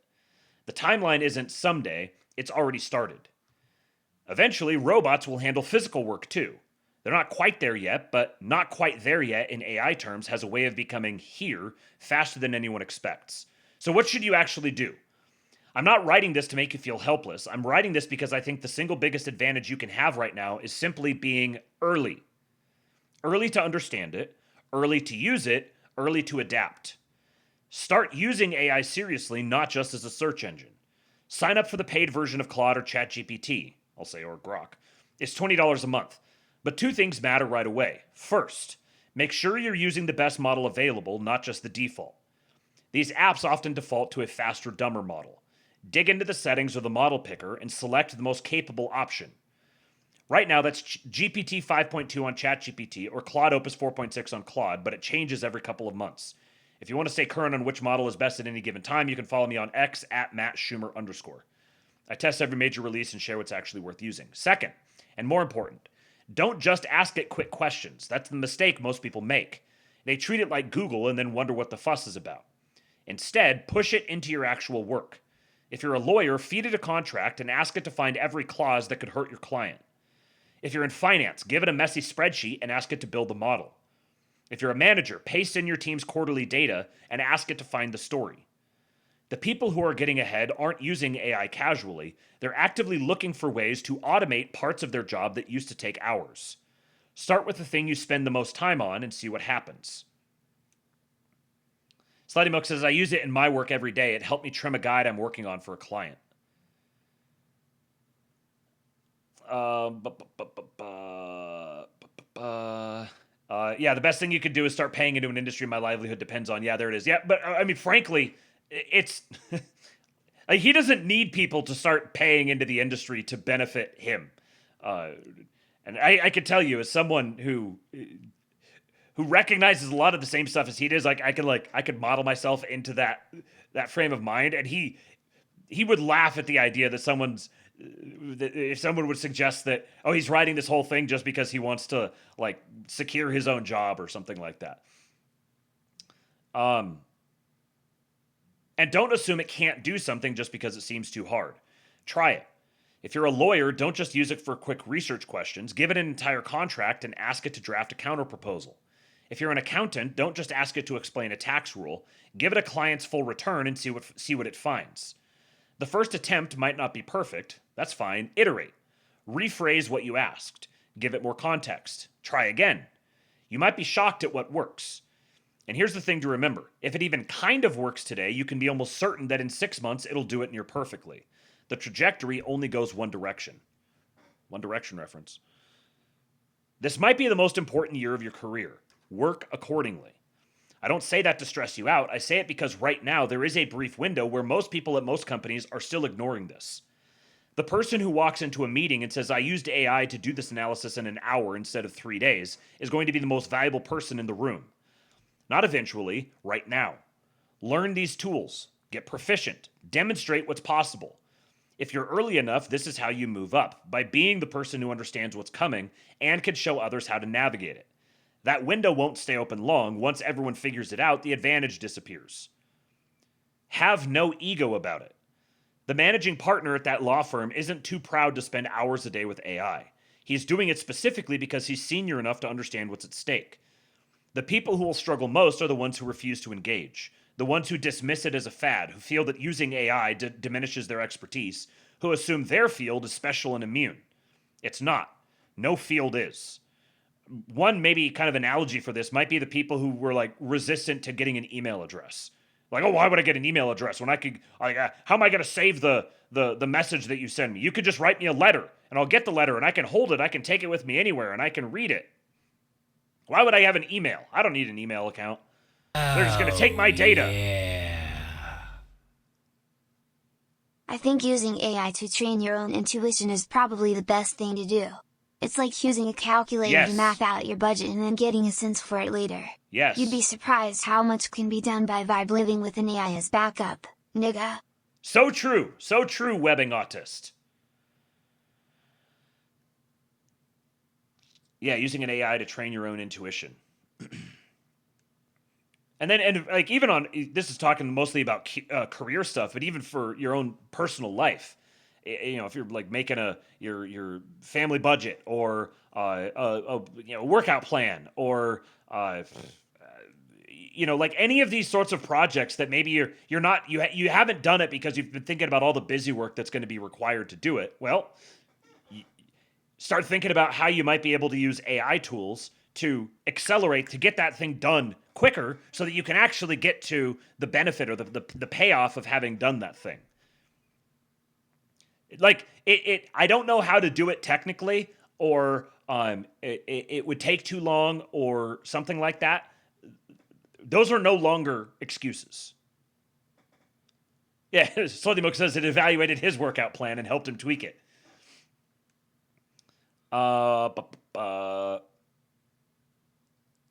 Let's see. Yeah, okay, no field is immune. Get your financial house in order. I'm not a financial advisor, and I'm not trying to scare you into anything drastic. But if you believe, even partially, that the next few years could bring real disruption to your industry, then basic financial resilience matters more than it did a year ago. Build up savings if you can. Be cautious about taking on new debt that assumes your current income is guaranteed. Think about whether your fixed expenses give you flexibility or lock you in. Give yourself options if things move faster than you expect.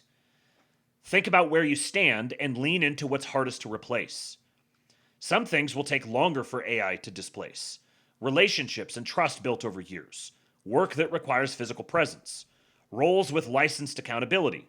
Roles where someone still has to sign off, take legal responsibilities, stand in a courtroom.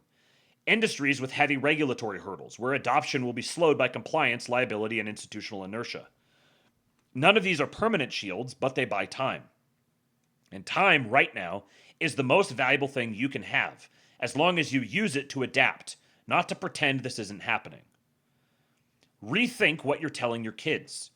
The standard playbook: get good grades, go to a good college, land a stable professional job. It points directly at the roles that are most exposed. I'm not saying education doesn't matter, but the thing that will matter most for the next generation is learning how to work with these tools and pursuing things they're genuinely passionate about. Nobody knows exactly what the job market looks like in 10 years, but the people most likely to thrive are the ones who are deeply curious, adaptable, and effective at using AI to do things they actually care about. Teach your kids to be builders and learners, not to optimize for a career path that might not exist by the time they graduate. Your dreams just got a lot closer. I've spent most of this section talking about threats, so let me talk about the other side because it's just as real. If you've ever wanted to build something but didn't have the technical skills or the money to hire someone, that barrier is largely gone. You can describe an app to AI and have a working version in an hour.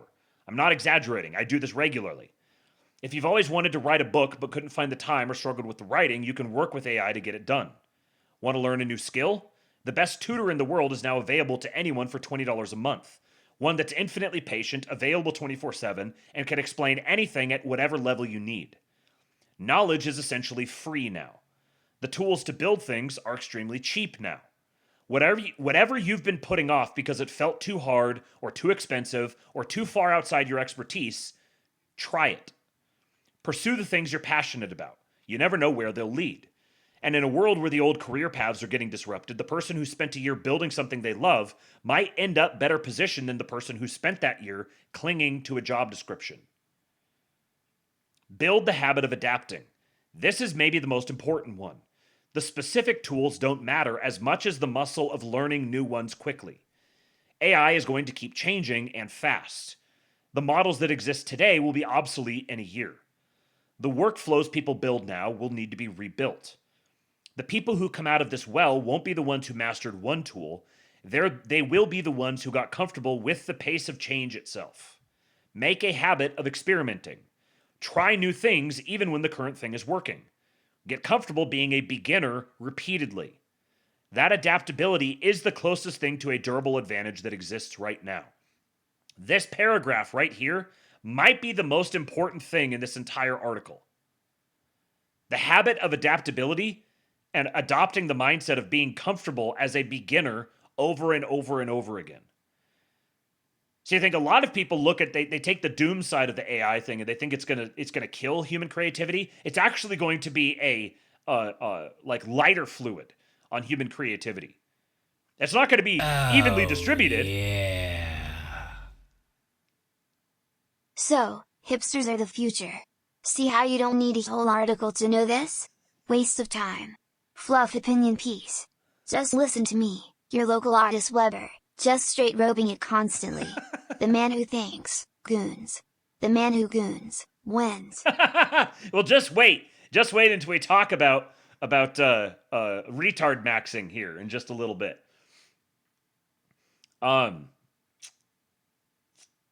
Yeah, I think that this is actually going to like turbo boost human creativity. It's just not going to be evenly distributed. There's going to be a lot of people who spend time arguing about how insignificant it is, and they just get left behind.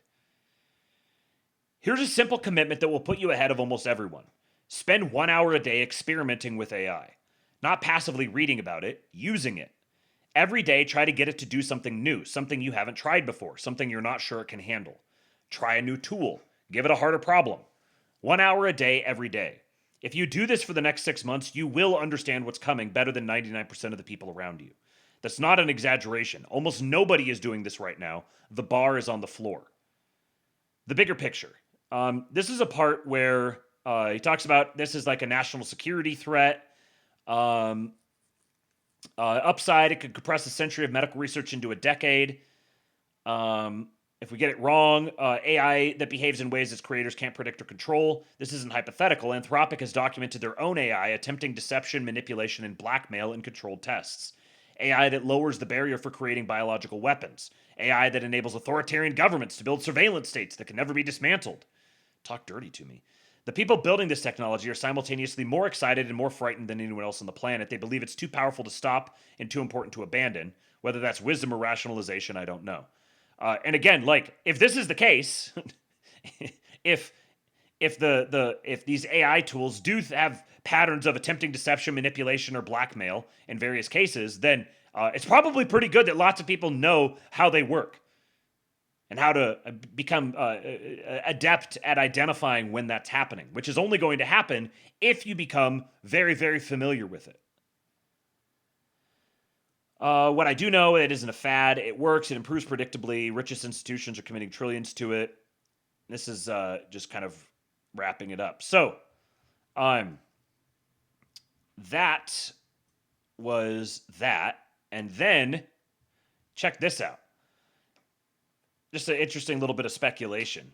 Guy says, just read this article and something broke in my brain that I can't unthink. Crypto was never for us. We're just the beta testers who showed up early. Some thoughts. What does AI need to function as economic agents? A way to receive payment. They provide services and need compensation. A way to pay for resources. Compute, data, API calls. A way to transact with other AI agents. No human intermediaries. Defeats the point of autonomous agents. 24/7 operation. Banks are closed weekends. Instant settlement. AI operates at machine speed. And programmable money. Smart contracts for agent coordination. Now read that list again. That's literally what crypto is. AI can't use the banking system. Try to open a bank account as an AI agent. You can't. Need a social security number, need human identity, need KYC, need to show up in person sometimes. AI has none of that. But crypto. Send me a wallet address. Done. No questions asked. Peer-to-peer makes sense when peers aren't human. Satoshi wrote a purely peer-to-peer version of electronic cash. We assumed peers equals humans, but AI agents are peers too. They're actually better peers for crypto because they never sleep, they're always online, they execute transactions at machine speed, no emotional decisions, and perfect accounting and tracking. And programmable money makes sense when the users are programs. Smart contracts seemed over-engineered for humans. Like, why do I need a code to enforce agreements when I can just sign a contract? But for AI agents coordinating with each other, they are code. They speak in code. They trust code more than anything. Smart contracts aren't for humans. They're for autonomous agents that need trustless coordination. Here's what happens next. Phase 1, now. AI agents start earning.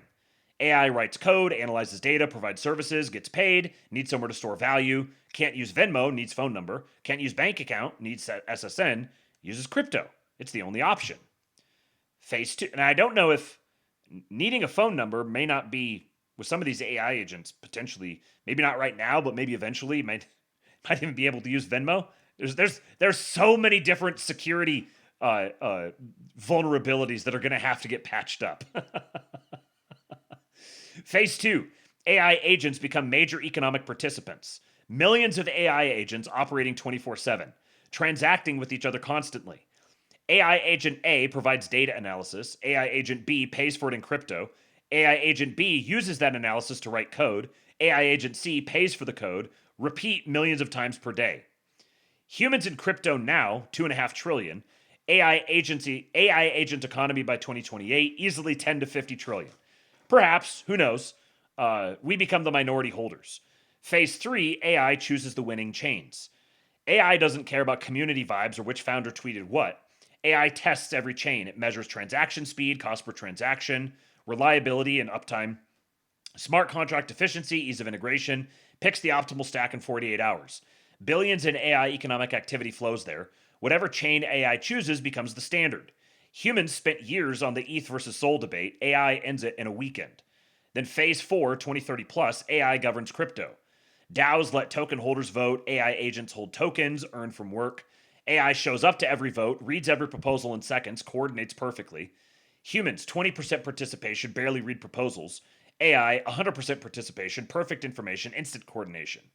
AI takes over governance of every major protocol, democratically. They just vote better than we do. How far does this go? Conservative case. AI becomes 30% of crypto users by 2030. Crypto market cap 10 trillion, 4x from now.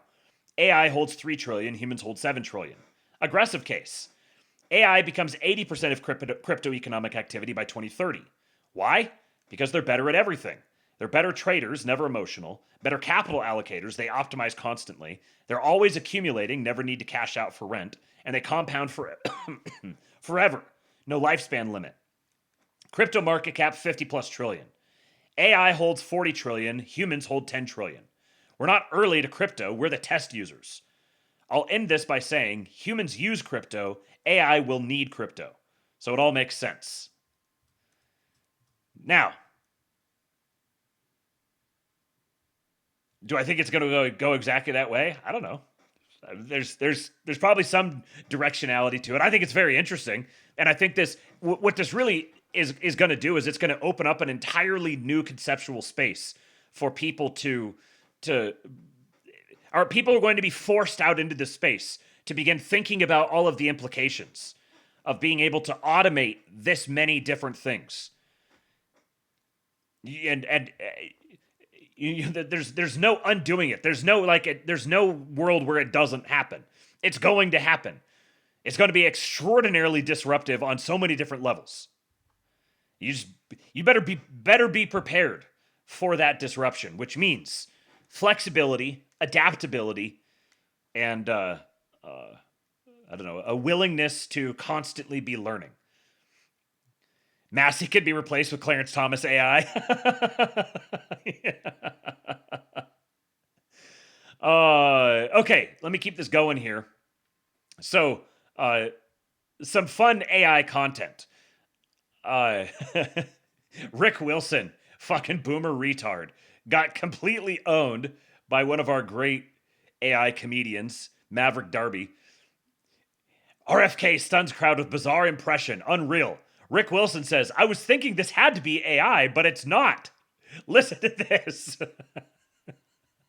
I was recently enjoying Star Wars Episode 1, and I just want to let everyone know that Jar Jar Binks, although retarded, was pretty cool. I've been working on my Jar Jar impression, and I'd like to do it for you now. Okay? Here goes. He's thinking about that Epstein fella. Rich with big island and fancy plane.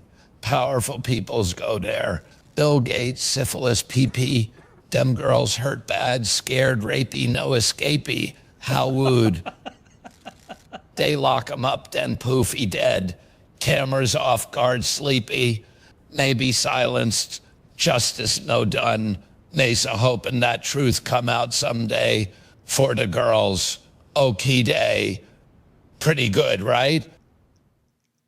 I was...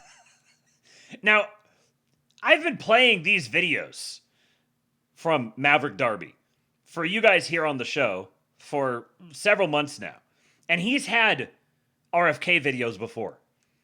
This is the first one that I've heard that if I was just listening to it casually, I wouldn't even question that it was actually RFK.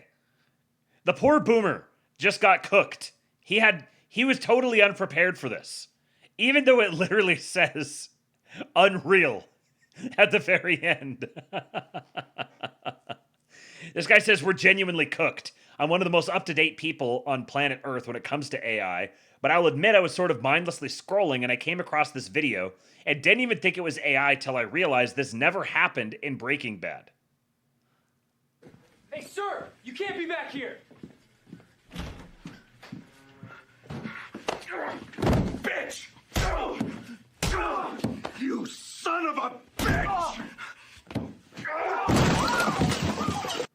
Hey, sir!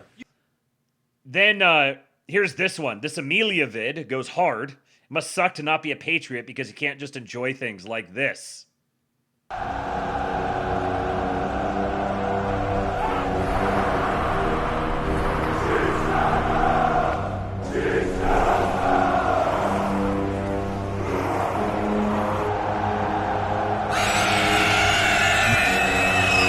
What is that?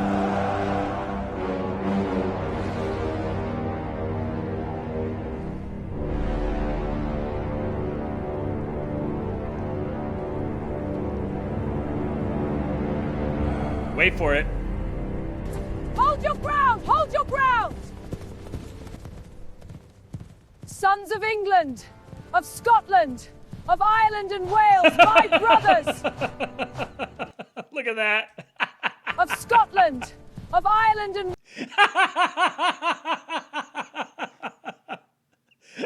I don't remember this scene in the movie. I want to see this movie. Wales, my brothers!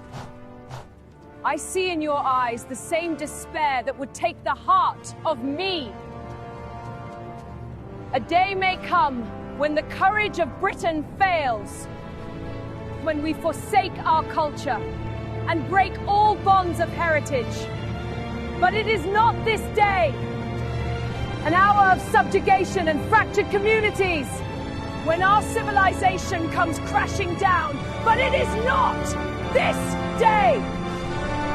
This day we fight! By all that you hold dear on this good earth, I bid you stand, men of the West!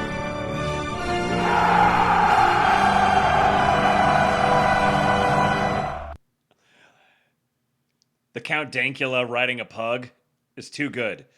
So this is Sea Dance. I don't remember if that last one was or not, but here's an example of Sea Dance, this new video technology that everyone's using.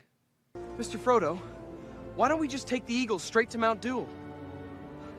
That actually makes sense.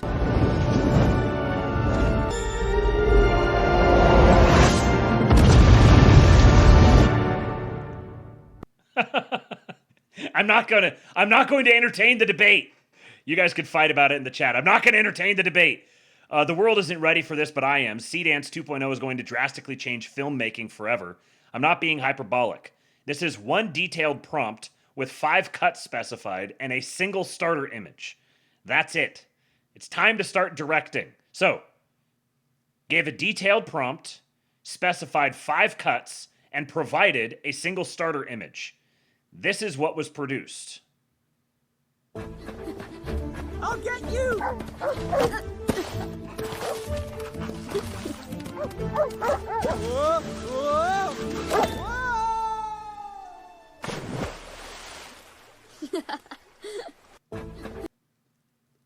Just insane. Ethan Hunt versus John Wick. This is another Sea Dance clip, and he actually has the full prompt at the end of the video.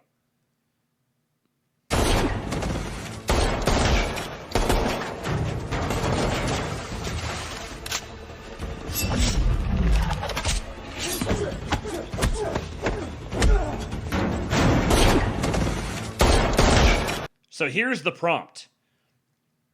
Use Sea Dance 2.0 to generate a video about Tom and John Wick Ultimate Showdown Rainy Night Abandoned Warehouse. The rain flowed down the tin roof and the air was full of gunpowder. Tom was dressed in black tactical equipment, his headphones were slightly hung, and his eyes were as calm as a knife. Opposite, John Wick slowly walked out of the shadows, spotless in a black suit, holding the iconic pistol in his hand. His eyes were so cold that there was no warmth, no nonsense. The first shot was fired instantly. Tom suddenly turned sideways and the bullet flew past his ear. He rolled on the spot, hid behind the iron box, and then it cuts off the rest of the prompt.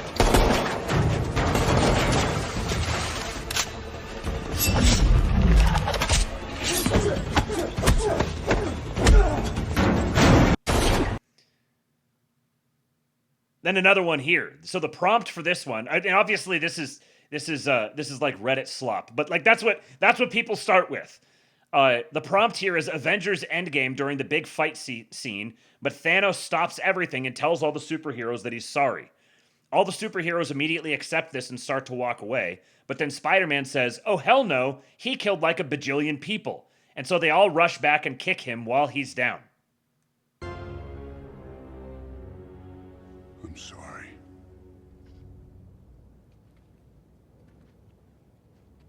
Oh, hell no. He killed like a bajillion people.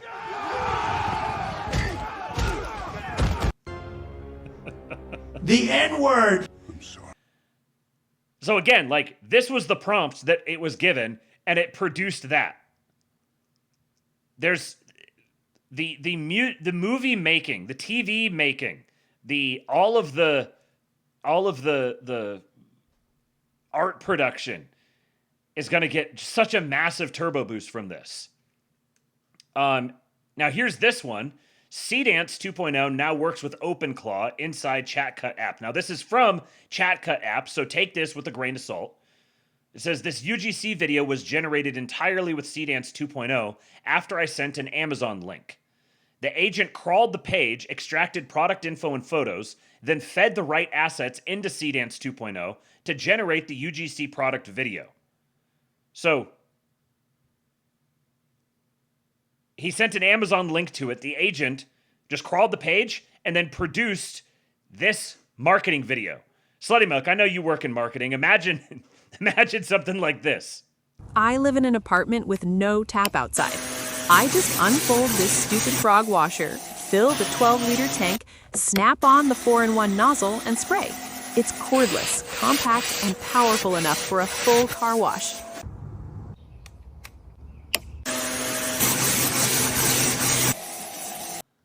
Oh, yeah. So here's the link to it here. Watch the in-game thing again. Tim Holland is a hobbit. They use the LOTR Blackgate charge scene. Yeah, he was a hobbit. Look at this when he runs here, right here. Hell no, he killed like a bajillion people. Look at him. You've also got one of them over here as well. You've got multiple Iron Man. You've got multiple Captain Americas. You've got an Iron Man Captain America. You've got multiple Thors. You've got multiple Hulks. But like, again, yeah, sure, okay, it sucks right now. Like, give it 6 months. The way these things have been produced, give it 6 months. It's already, we've gone from the Will Smith eating spaghetti to this. Apart from that, like, if I saw this right here, I'm sorry, I wouldn't know that this wasn't from the movie. Okay, yeah, so here you have the prompt again from CDance. I think CDance is open source, maybe. I don't remember. I didn't have a lot of time to dig into all of this. I kind of threw these all together as I was getting the show the show put up. But so here's another application for it. 11 Labs. This guy says, let's see, after reading Matt Schumer's article, it's become even clearer to me what he means when he says that AI will soon encompass all other areas as well. Who needs call center agents when you have such a human-like AI? So this is expressive mode for 11 agents from 11 Labs. Voice agents so expressive they blur the line between AI and human conversations. This is an unedited recording of an agent empathizing with the customer at peak frustration. Now, it's not perfectly human-like, and there's obviously... Like, I would find this a little annoying if I was in this setting when this happened. But would I rather deal with this than like some Jeet that I can't understand or some other weird mix of brown ethnicities that I can't understand and can't relate to at all? I would much rather have this.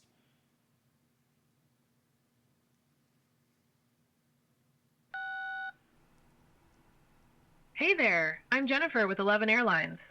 And how can I help you today?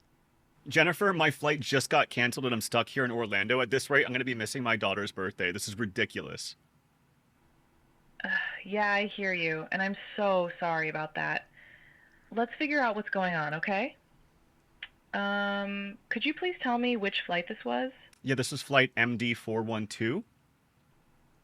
Great, thanks. Okay, just pulling that up now. Okay, yeah, I see it. 3 cancellations on 1 trip. That's not the experience you should be having. I'm gonna fix this, okay? Let me just see what I've got. Well, realistically, what kind of options do you have for me? Okay, so here's where we're at. I can book you on the same flight route tonight, but I'm gonna be honest with you. That route's been a mess all week, and I wouldn't trust it. Yeah, not for something like this. The other option is I reroute you through Charlotte first thing tomorrow morning. You'd land by noon. It's a longer day, but you're getting home. Just give me the one that's actually going to get me there. Will do. And yeah, again, I'm so sorry and completely get the frustration. But yeah, I think we can figure this out for you. Okay, just locking that in for you. And by the way, we're going to waive any change fees for you, obviously. Okay, great. And then one more thing. Could you please read back the full reservation number for me? I need to write this down, so can you do it slowly? Yeah, of course. Give me just a sec. Okay, so your reservation number is TXC41890000537. Let me know if you got that. Yep. And, well, thank you so much for your help. You're like, I've been yelling at people for just 2 hours straight, and you're the first person that's been able to actually help me. Hey, no worries at all. And, yeah, one more thing. I'm going to go ahead and add lounge access to your pass for tonight, okay? You've been stuck in Orlando for 2 days. The least we can do is get you out of plastic chair, right? And I bumped you to window seat in business class so you can get some actual sleep on the way home. Well, thank you. I appreciate that, Jennifer. You've been a huge help. Hey, you're getting home. That's what matters. Your daughter is going to have her dad there. Just a little late, that's all.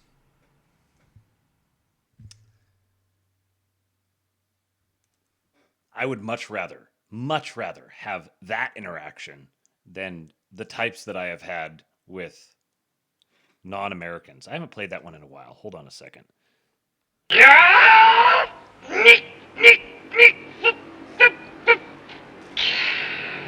Indians. Okay. Look at this one. How's this for an application of automation? You'll have to watch the video on this one. If you're not watching, you're not seeing this time lapse of. Yeah. Regardless of this, we must create our own AI trained exclusively from the Kingpill Discord and /b/ from pre-2012. Amalgamated meme experience language integration automata. Amelia is real, we can make her. AI overcompensating like usual. Amelia won't. That's right. No, Amelia will be perfect. Amelia will do everything exactly right. Exactly the way you want it to. What was that? Amalgamated meme experience language integration automata. Beautiful, beautiful. Okay, so you've got a robot here cleaning the bathroom. Imagine not needing to depend upon people to clean these bathrooms. Go into a public bathroom, and even the people don't clean it well enough. Now you're just going to have a fucking robot go do it. Have the robot clean the bathrooms. Yes, please. Our local, one of our local gas stations here has a little robot that drives around and it's a QT actually. It has a little robot that drives around and cleans the floor.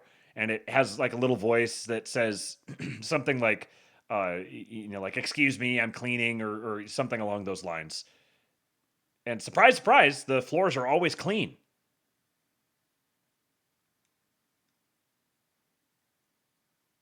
I went into a Sam's Club bathroom recently, and it was a fucking nightmare.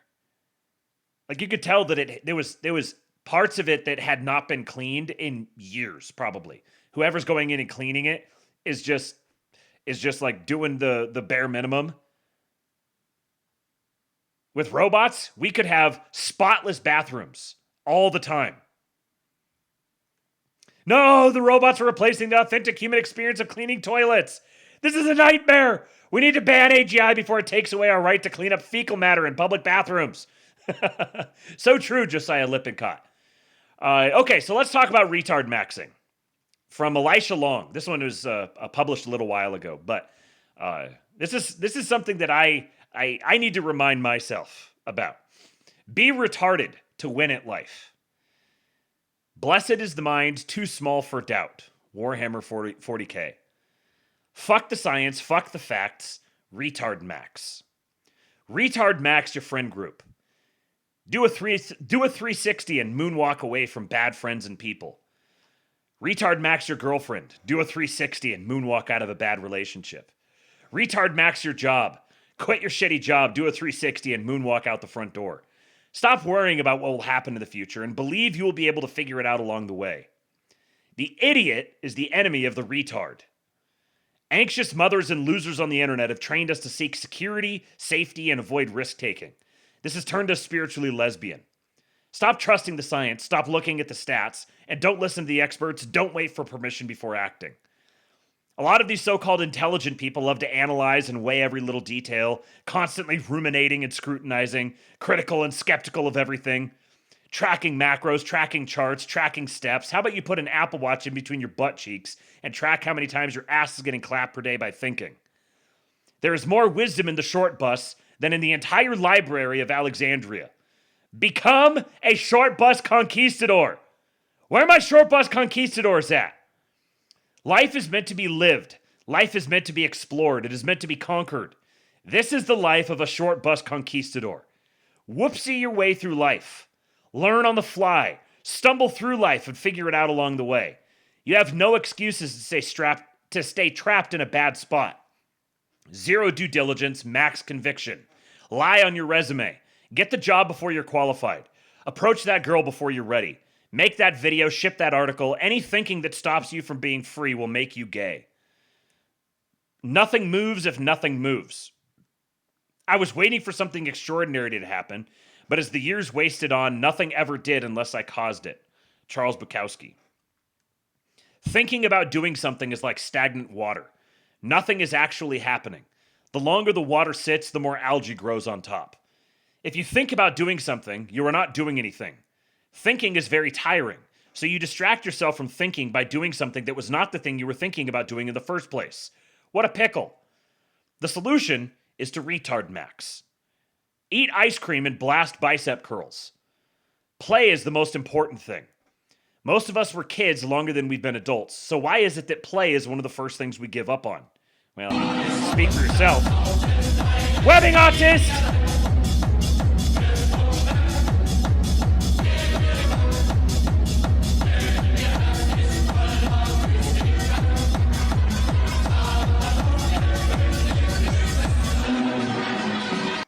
This is the only writer you need in your life. This is what made America great. So true! So true, Leaf Brethren. This is the spirit of America. Play advances play. Having fun promotes more fun. Your intuition reveals to you what is truly joyful and provides meaning in your life. We try to appear smart and intelligent, all while giving up on the things that would really unlock our inner genius. What the hell is the point of this life if you have no joy? Verily I say unto you, unless ye be converted and become as little children, ye shall not enter into the kingdom of heaven. Jesus. Schizo by 1,000 voices, life through 1,000 vices. Everyone wants to tell you how to live. Everyone wants to present to you a new routine, a new life hack, a new meta to follow in someone else's game. Life is not black and white. You're not playing the same game as everyone else. Their status symbols mean nothing. Their opinions are regurgitated. Their ambitions stem from fear. None of this will work for you. Only you can find the right meta for your life. Stop trying to be perfect. Discipline is overrated when it puts you in a cage. Muck around and find out. There is nothing wrong with you. Throw shit at the wall and see what sticks. I recommend this part. Smoke weed, watch every video on Pornhub, eat everything in your fridge until you're sick to your stomach. Do not recommend. It's only after we've lost everything that we're free to do anything. Fight Club. Retard Max. Stop trying to be retarded and be retarded. Don't think you are, know you are. The world is set up so that you constantly question and doubt yourself. Man is in a constant state of assessing and validating his inner feelings. A mirror has been turned on the individual. Am I good enough? Do I have what it takes? Am I good looking enough to get the life I desire? This is not a natural state of being. You don't need permission. You don't need to be qualified. You don't need to look a certain way. You don't need a certain amount of money or big goals. You don't need 10% body fat. You don't need anything. Retard Max and follow your intuition. If you don't have a soon, you are going to goon. The opposite of soon is noose. If you don't have a soon, you're going to noose yourself. If you don't have a soon, you're going to goon. Most people are stuck in their heads and live in an eternal noon, stuck in a perpetual state of goon because they don't have a soon. You need to have a soon. Something that gets you pumped up. Be passionate about something, even if the idiots of the world call it cringe. Most men die at 25, but don't get buried until they're 80 years old. Retard Max. Chew glass, breathe smoke. Ride the tiger. All quiet on the frontal lobe. Go forth and retard Max. I asked a friend the other day, I said, are you a high-functioning retard or a low-functioning genius? And, yeah, we didn't really have an answer. I don't know, man. I don't know. Is it better to be a high-functioning retard or a low-functioning genius? Whoops. Okay. Next thing here. Oh, yeah, another one from him. Retard maxing is maximum cognitive security for the modern world. You weren't outraged by the halftime show. You smiled and watched women dance and got a nice test boost. Not surprised or dismayed about the Epstein files. You knew we wrestled not against flesh and blood, but against evil in high places. Evil people run shit, and they win when they destroy your spirit. Bitcoin dropped, and you watch and smile, because rule number 1, they always come back. Crypto, women, opportunities, sunny days. The idiot and his intellectualism can never understand this. Those blinded by thought always miss what is so obvious to the short bus conquistador. Ride the tiger. And then relatedly, the black coffee theory. Why it changes how you approach life. I'm playing this one here for a reason, as a setup for the next subject. Most people don't get the things they want out of life for this very reason. You want to rewire your brain? Have you ever heard of the black coffee theory? The black coffee theory goes that you go to a coffee shop and you really want a latte. But when you get up to the barista, she asks what you want and you say, I don't know, I just know that I don't want a black coffee. She asks again, but what do you want? You say, I don't know. What do you want? What do you want? What do you want?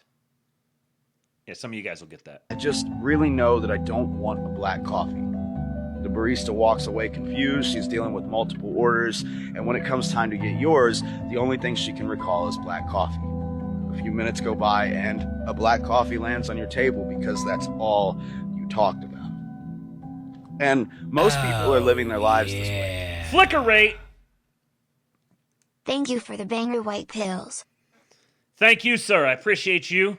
Thank you for the $5 tip. That puts us at $84.64. I don't know.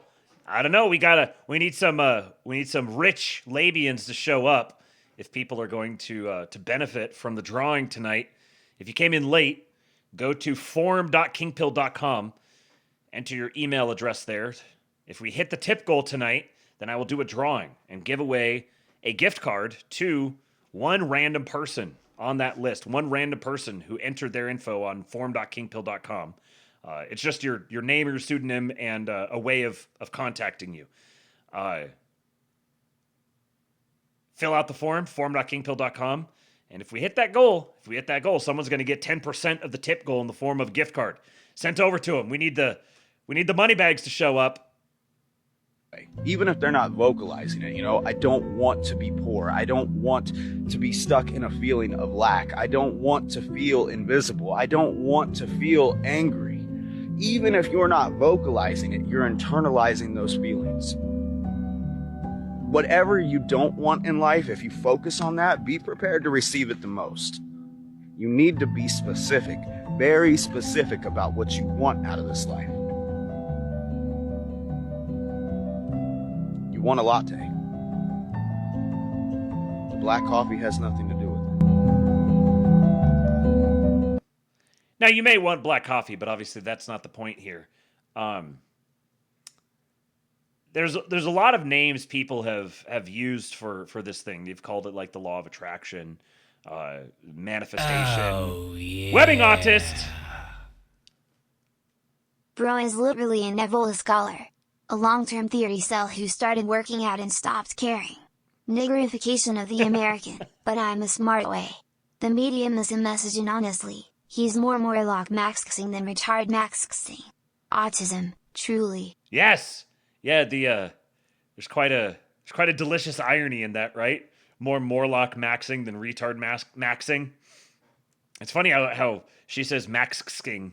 She doesn't just say maxing. Come on, Justine! You just gotta say maxing. You don't gotta say maxing. But anyways, so thank you for the tip. Yeah, there's people call it all sorts of different things, but there is definitely something to it that you will manifest into reality the things that you focus on. This is the power of human focus and belief and intention.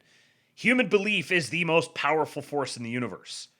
So the things that you choose to focus your attention on, if you stress about something, if you focus all of your attention on this thing that's stressing you out, then and you're fearing like this bad outcome, you're actually increasing the possibility you get that bad outcome. So in this case, what about the midterms? Make it a little relevant to the current time. If you spend all of your time talking about how the Democrats are going to take over, the Democrats are going to win, we're going to lose, everything's going to get worse, all the bad things are going to happen, evil people are going to get away with doing evil things to us. The more that you focus your mind on that, it's like people fall into this trap of, well, is it true or is it not? It doesn't matter whether it's true or not. The future isn't written. You're not gaining anything by stressing out about this hypothetical possible future. And in fact, by stressing about it and by focusing on it and by relentlessly directing your intention into it, you're increasing the likelihood that it actually happens. Or at the very least, you're ensuring that whether or not it does happen, your experience will be as bad as what you fear it would be if it did happen. How many people were convinced that Donald Trump was not going to be elected? And like, what's the Venn diagram of people who thought there was no way Donald Trump was going to win in 2024, and the people who think all of the bad things in the world have happened since Donald Trump was elected? The people who doubted that Trump was going to be elected again, and the panic and doomer class. How big is that? Like, what's the construction of that Venn diagram? I'll bet you it's basically a circle. The doomer psychology has nothing to do with any of the things they say that it's about.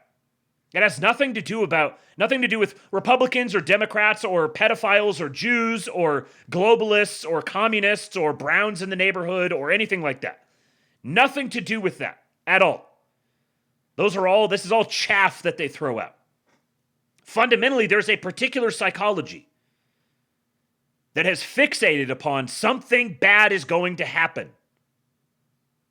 And they're doing everything in their power, consciously or unconsciously, to ensure that bad things happen because they're focusing on them. They're directing all of their attention and intention into ensuring that those bad things happen, which then means they're oblivious to any good thing that happens. And if you tell them about a good thing that happens, they will instantly reframe it into a bad thing because they have a psychology directed toward ensuring that bad things happen. They need bad things to happen to maintain their own psychological constitution. They have constructed for themselves a worldview where it's impossible for good things to happen.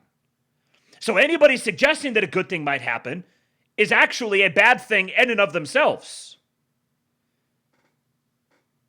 If you suggest that problems might be solved, if you suggest that there might be hope or optimism or good things coming down the pike, you are now a bad thing yourself, because the only way they can fit you into their worldview that is fixated on doomfaggory, I suppose, the only way they can do that is by somehow rejiggering you into you being bad. You know, you're coping, or you're a bootlicker, or you're some other gay thing like that.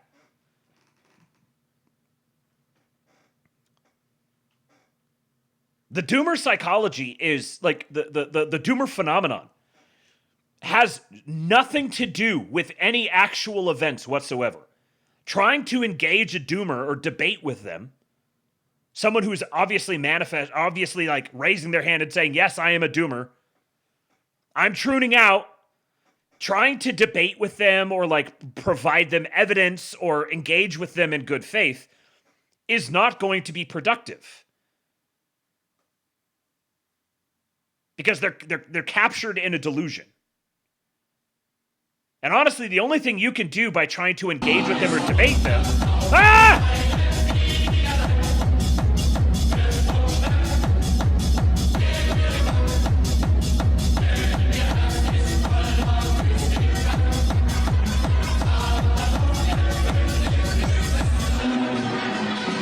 Renegering.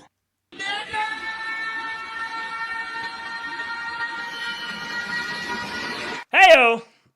Thank you, webbing autist. You're generous tonight. I appreciate you, my friend. Reniggering indeed. The doomers are constantly reniggering themselves. Trying to debate with them. Trying to, like, treating them as sentient, rational, people worthy of being heard is just feeding their delusion. It's like trying to argue people out of the COVID delusion. That mass psychosis that emerged around COVID, it's like the same cognitive archetype. You just pull different the content of the cognitive superstructure might be different, but it's the same shape. They are looking for things to be mad about. They have accepted the conclusion that only bad things are going to happen, then it's only going to get worse. And so they have now set themselves to the project of making everything worse, whatever that means. Actively trying to manifest tragedy, manifest incompetence, manifest failure, so that they can validate their own worldview. The facts don't matter. You're not going to hit them with so many facts that suddenly they just like change their mind or something. No. They have fallen into a complete and total delusion. The best you could do is, pray for them and ostracize them. That's it. Look at this.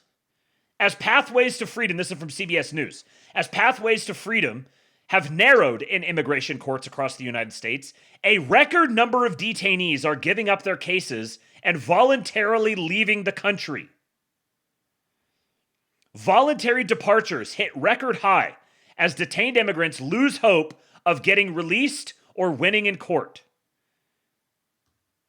Last year, 28% of completed immigration removal cases among those in detention ended in voluntary departure, a higher share than in any year prior, a CBS News analysis of decades of court records found.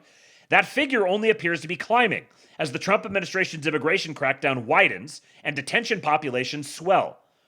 The percentage of voluntary departures among those detained grew nearly every month of 2025, reaching 38% in December. The analysis does not include those who were not given a hearing before an immigration judge, such as immigrants in expedited removal proceedings. It's set up for every individual who is detained to get to the point where they're just emotionally drained and exhausted through it all of the way that we're being treated to just say, okay, all I want is my freedom, said Vilma Palacios, who agreed to return to Honduras in late December after being detained for 6 months in Basile, Louisiana. This is detained cases ending in voluntary removal. Monthly rate, starting all the way back in 1983. Look at this graph. Look at this graph. A spike in 1985, and then, what do you know? A spike, 2016, 2017, 2018. Oh, and then everything fell down again. And then all throughout Biden, 21, 22, 23, 24, 25. Absolutely spiked again. So people who have been detained, who might be like, no, I'm going to fight this and I'm going to try to make my way through the court system and get myself released and be able to stay in the country. No, they're just like, fuck it, I'm leaving. I just want to go home. What a great thing. See, my president is just trying to reunite people with their homelands. He loves our illegal immigrants. He wants what's best for them. He wants them to return to their homelands. Palacios, 22, had been in the U.S. since she was 6 years old. Last June, a month after she graduated from nursing school at Louisiana State University, ICE agents arrested her at a local police station after she brought in a car for a routine inspection. She has no criminal record. That's not true. She is here illegally. Palacios said she and her family were apprehended and detained for a month at the border when they arrived in 2010, but were released and pursued an asylum case in the years following. Court records show her case was administratively closed in 2015 when she was 12 years old, meaning it was taken off the docket indefinitely. In a statement to CBS News, the Department of Homeland Security spokesperson wrote that Palacios, quote, freely admitted to being in the U.S. illegally and, quote, never sought or gained any legal status. I've been told, I've been screamed at over and over and over again that there are no deportations happening. That all they're doing is just arresting the violent ones and deporting them, but none of the rest of this. Anybody, they're actually working on amnesty. The Trump administration wants amnesty for the people who are here illegally who, quote, don't have a criminal record. Palacios pushed back on claims that she never sought legal status, saying she'd been awaiting a work permit renewal when she was arrested. Since then, Palacios says she had an immigration attorney helping her navigate the immigration court proceeding process and thought she was doing everything necessary to remain in the U.S. lawfully. She says she was shocked when immigration agents detained her. She said her subsequent 6-month stay in detention, during which she had no contact with family or friends, was emotionally exhausting. Everything was taken from me, like being ripped apart from every person that I loved and being surrounded with people that I had never met in my life. And ICE having control over every movement that I made was just something very difficult to me, she said. It got to the point where I didn't see that I had no other option but just to say, okay, just please give me my freedom back. They're attriting him. Palacios said she tried to offer medical care to fellow detainees in need when they faced delays in accessing doctors and nurses, but detention facility staff told her not to. Many women would always come up to me or come up to the officers and complain about the waiting time, that they weren't receiving the treatment that they needed, that they were sick and still had to wait 2, 3, 4 weeks, even months after to be called, she said. About 73,000 people were being held in ICE detention in mid-January, the highest level ever recorded by DHS, CBS News previously reported. The highest level of detainees ever in mid-January. The conditions in the detention centers have never been worse because they're so overcrowded, said Jen Grant, a supervising attorney at the Legal Aid Society in New York.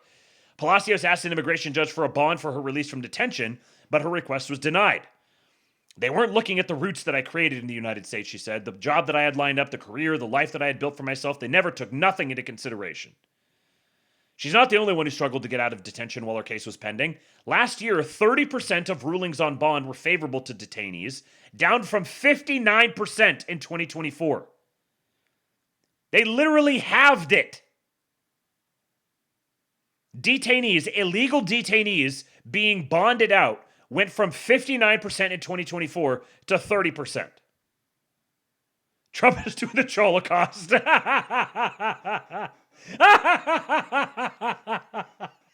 Holocaust. Oh, Slutty Milk's in the chat. Under the Trump administration, DHS has moved to subject anyone who entered the U.S. illegally to mandatory detention, rather than only those apprehended near the border, removing judges' authority to grant bond. In December, a California district judge ruled that DHS's sweeping use of mandatory detention is unlawful, but the chief immigration judge issued guidance telling immigration judges the ruling was not binding, according to a memo obtained by the American Immigration Lawyers Association. So the California district judge said the way they're detaining all these people is unlawful, but the chief immigration judge says, yeah, that ruling's not binding, just ignore it. What's that? ICE is just ignoring a California district judge and continuing to mandatorily detain any illegal they apprehend? Judges may also be afraid to rule out of step with the administration's deportation agenda, Grant said, as the Trump administration has fired dozens of judges. The administration that's not doing anything. They have halved the rate of illegals being bonded out.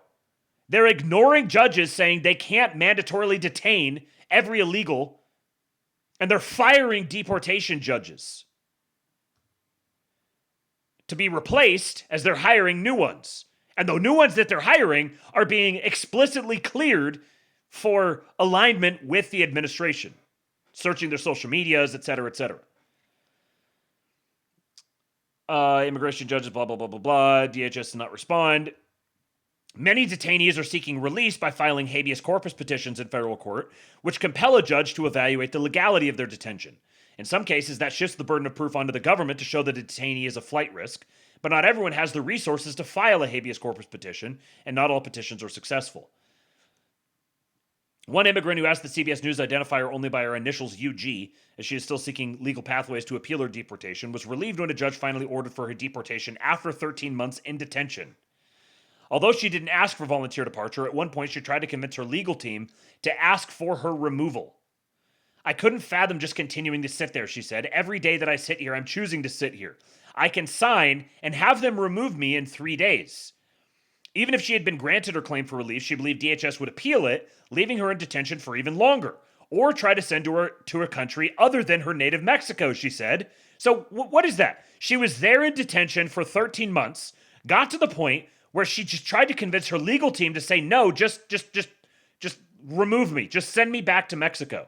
And apparently her legal team was like, no. I'd like to know who her legal team was. Who was paying them? Why are they insisting that they continue to try to keep her in the country even when she doesn't want to be anymore?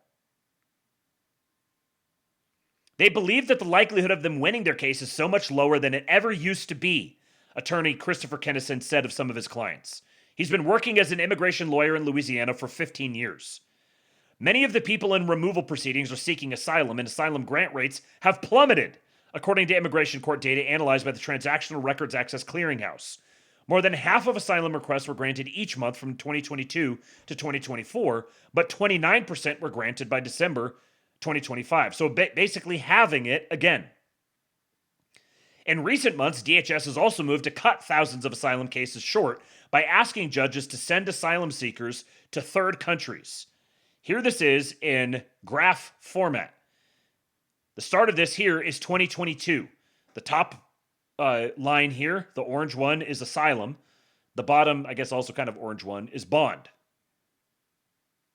Both of them have plummeted. Here's the start of 2025. This is December 2024 right here. And then, poof. People have no hope, Grant said. It's from seeing other people in court who fight their cases, who get their cases denied, who have bond hearings, and then they get denied. After a judge granted Palacios' request for voluntary departure, she was flown to Honduras in handcuffs with additional metal chains around her waist and feet. It's something that I feel like it's very inhumane, the way that we are shackled and brought to our country, she said. It doesn't seem like it's a voluntary departure. It seemed that you're still being held as a criminal, kind of like a hostage. Well, perhaps if you would have taken the offer to leave, you would have been paid to leave and been given a plane ticket.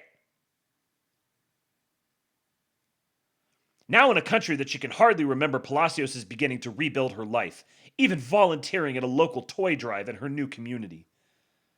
She did not appeal her case after being sent back to Honduras, but she tells CBS News she hasn't given up hope of returning to the U.S. one day. My goal and dream is still to be a nurse in the United States, she said. If I receive an opportunity here to be able to gain experience in the meantime, to be able to continue making an impact, to be able to help those in need, I always say, why not? Interesting, she says here. So apparently they interviewed her while she was still in the country? Interesting. Can you honestly tell me, having heard that entire article, just that article alone, could you read that and then somehow come away with the impression that, actually, you know, they're distorting it, they're skewing the numbers. You know, maybe some of that stuff is true, but in general, no, they're not actually deporting anybody. Mass deportations aren't happening. How do you look at that fact pattern and conclude that on any level? If you have any sort of understanding about the way that these sorts of institutions work. I said this earlier to someone, and that increasingly I am realizing that the average, like the black pillar is basically in some ways some sort of spiritual libertarian. There's like this, just these things are deeply intertwined with each other. They have like their ability to like understand or apprehend political actions and their consequences is kind of equivalent to the analogy I came up with is like a bunch of wine aunts who are discussing the merits of like different diesel motors. They have no personal experience with it whatsoever. They've got a really low resolution of the actual understanding of any of the mechanics of it. And all they can do is just like trade headlines back and forth with each other. Listening to libertarians talk about anything associated with the political process, the legal system, regulatory agencies, anything like that. They've got like a junior high kid's understanding of politics. Yet they also somehow fancy themselves the most enlightened, intelligent, red-pilled ones in the room. They never understand anything that they're talking about. They're totally and completely out of their depth. Yet they've got extremely strong positions, strongly held notions based on this total absence of awareness. Here's another one, huge. Kudos to the Trump administration for turning a left-wing tactic against the left, sue and settle, to secure a 15-year consent decree prohibiting the abuse of immigration parole. Former DHS Secretary Alejandro Mayorkas broke the law that allows the admission of otherwise not admissible aliens on a case-by-case basis, or parole, millions of times. No future administration can repeat the crime before 2041. The Trump administration has quietly struck a legal settlement that ends one of President Biden's mass migrant parole programs and could block future presidents from trying to revive it. The consent decree, reached in a lawsuit that Florida brought in 2023, and now pending before a federal judge, declares one of the Biden parole programs to be unlawful. It also binds the national government not to attempt any repeats for 15 years. Judge T. Kent Wetherell, a Trump appointee to the court in Northern Florida, signed off on the agreement last week. Parole would be allowed in limited circumstances where it has traditionally been used, such as in medical emergencies or when a foreigner is needed to assist in a criminal investigation. So, like, if somebody has a medical emergency when they're at the time that they're showing up at the border, then they might be paroled for a limited period of time into the country so they can go to the hospital and have the medical emergency dealt with. So they have like a temporary legal status while they're at the hospital. Or if for whatever reason that person is needed to assist in a criminal investigation, they get a temporary legal status to be in the country for this specific purpose. This was something that was just thrown open by the Biden administration. It could no longer be used in the way Mr. Biden and Homeland Security Secretary Alejandro Mayorkas deployed it, said Andrew Arthur, a former immigration judge. This consent decree will prevent a future administration from abusing DHS's limited parole authority in the way that the Biden administration did, Mr. Arthur said. Parole is a special exception to the regular immigration system that allows the Homeland Security Secretary to admit someone into the U.S. without a legal visa. Parolees don't have firm legal status. When the authorized parole period expires, they are supposed to be returned to their previous status. Parole does carry certain benefits, such as a work permit to compete for jobs and incentives such as the Earned Income Tax Credit. The law requires parole to be used only on a case-by-case basis and only in the case of an urgent humanitarian need, such as a medical emergency and no time to get a visa, or a significant public benefit. That used to mean instances in which someone was needed to serve as a witness or to assist in a criminal investigation. Mr. Mayorkas upended that.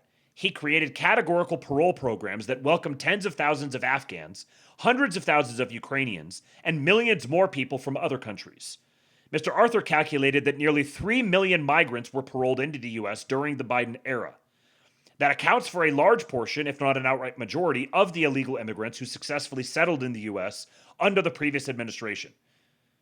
So I think this is probably understating it, but 3 million migrants were paroled into the U.S., and they have just obtained a consent decree that legally binds future governments from being able to do this. The new consent decree likely would limit parole to maybe a couple hundred a year, he said. In reaching the deal, Florida is harnessing a tactic called sue and settle, in which a plaintiff files a lawsuit against a friendly administration, and both sides agree to a new binding policy that circumvents Congress and the usual administrative rulemaking process. Left-leaning activists have been the most prolific with sue and settle deals, particularly in environmental and immigration matters. The Florida settlement suggests conservatives have figured out how to play as well. Jennifer Coberly, a lawyer with the American Immigration Lawyers Association, said the deal appears to undermine the law. Well, she's obviously dark. What a fag. The biggest thing about this is it's directly contrary to law, she said. Generally, the law does provide discretion to the administration, and this is saying you can't do that for 15 years. Ms. Coberly said the agreement allows room for argument that some Biden parole programs would still be legal, such as the one that allowed Cubans, Haitians, Nicaraguans, and Venezuelans to skip the southern border and fly directly into American airports without a visa. Neither the Justice Department or the Homeland Security Department responded to requests. The key part of the decree reads, quote, defendants agree not to issue any memorandum or otherwise adopt any policy that uses the Secretary of Homeland Security's parole authority under Section 1182D5 to create a categorical processing pathway for aliens at the border, primarily to alleviate concerns over detention capacity or improve the Department of Homeland Security's operational efficiency, including any memorandum or policy shifting the initiation of removal proceedings from the border to the interior or otherwise postponing the initiation of removal proceedings. So defendants in this case would be the federal government, or perhaps more specifically the Department of Homeland Security. I'm not sure exactly how narrowly that would be defined. But so basically they will not issue any memorandum or adopt any policy that uses their authority under this particular statute to create a categorical processing pathway for aliens at the border, primarily to alleviate concerns over detention capacity. So they can't say, we've got too many people in detention, so we just need to let a bunch of people in. It's taking too long to review all of these people, so we just need to let more people in so we operate more efficiently. The deal is binding on the federal government for 15 years. Mr. Biden and Mr. Mayorkas turned to parole to try to alleviate pressure at the border. They didn't want to maintain the stiff controls in place when President Trump left office, but the Homeland Security Department couldn't handle the massive number of people who started streaming in. Their answer was catch and release, and parole was the chief method. Upon taking office, Mr. Trump's administration quickly moved to suspend the Biden parole programs. It's now working to push out those who came through the legally questionable policies. The consent decree grew out of a 2023 lawsuit filed by Florida Attorney General Ashley Moody and was finalized by her successor, Attorney General James Uthmeier.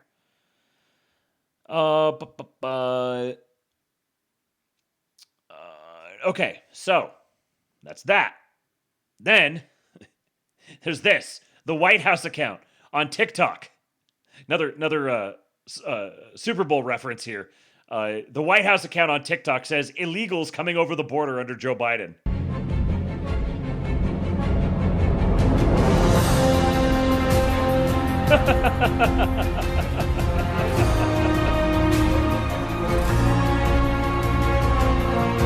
9 months of 0 releases at the border under President Trump.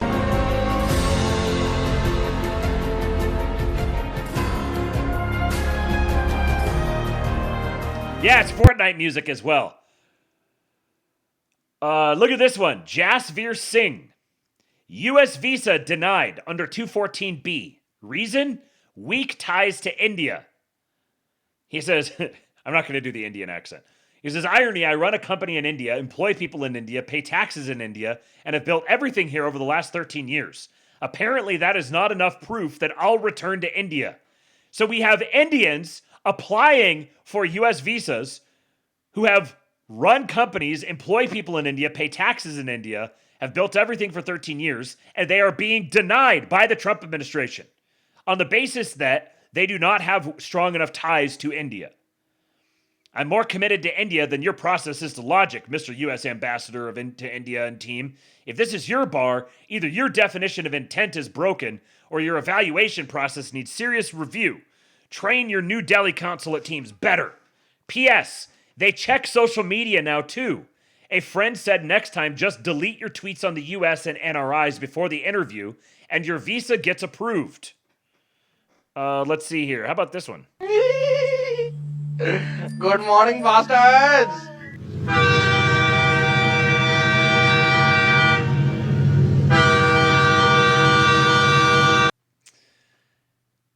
So here is his rejection letter. Dear visa applicant, this is to inform you that you have been found ineligible for a non-immigrant visa under Section 214B of the U.S. Immigration and Nationality Act. A denial under Section 214B means the following. You were not able to demonstrate that your intended activities in the United States would be consistent with the classification of the non-immigrant visa for which you applied. Today's decision cannot be appealed. It also says you have not demonstrated that you have the ties that will compel you to return to your home country after your travel to the United States. You may reapply at any time. If you decide to reapply, you must submit a new application form and photo, pay the visa application fee again, and, as applicable, be interviewed by a consular officer. If you choose to reapply, you should be prepared to provide information that was not presented in your original application or to demonstrate that your circumstances have changed since that application.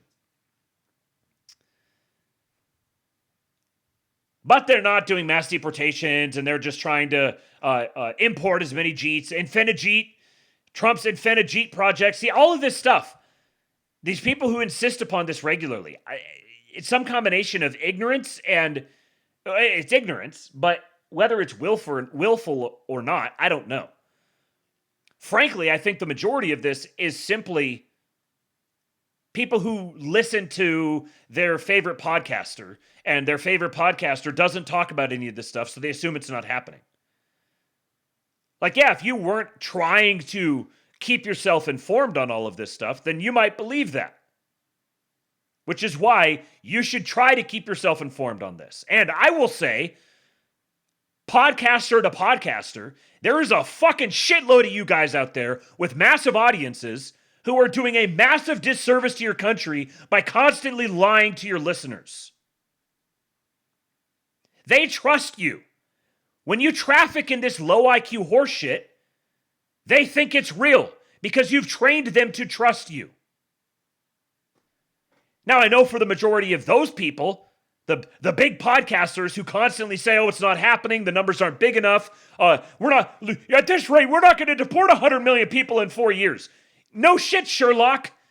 You need to be explaining to your people why it's literally physically impossible to deport 100 million people in 4 years. Or 50 million. Or 20 million. You might be able to incentivize 20 million people to leave the country in 4 years between actual deportations and voluntary deportations. But then you're not going to find 20 million listed on the ICE website. That's what these fucking retards do. They go, ICE websites say different number. First of all, you fuckwit, there's a number of different agencies that can do deportations. And second of all, I want the actual physical deportations number as low relatively as possible. Because that's the most inefficient way to get people out of the country.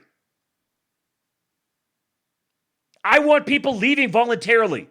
Those are not going to show up on an ICE website. I don't really begrudge the average retard who shows up in my mentions, because they're the average retard. The people I've got the contempt for are the people with audiences who are constantly spreading this slop. And I'm sure for a lot of them, it's probably hard to keep up with all of this themselves. So they're just listening to the other major podcasters who they talk to, or they just like see a Tim Pool headline or something like that. And they just assume, I couldn't trust the mainstream media, but then we have the alternative media, and the alternative media is trustworthy. No, brother. No. The alternative media is worse than mainstream media when it comes to fake news. The alternative media is way, way worse. We have an epidemic of influencers or content creators or podcasters who are just going out and straight up lying to their listeners on a regular basis about not just the deportation thing, but virtually every other subject they weigh in on.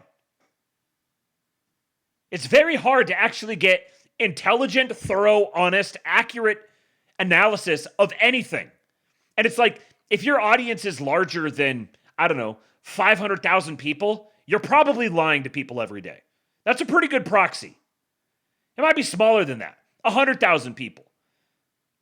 If you see someone who has an audience larger than 100,000 people, odds are very good that they're regularly lying.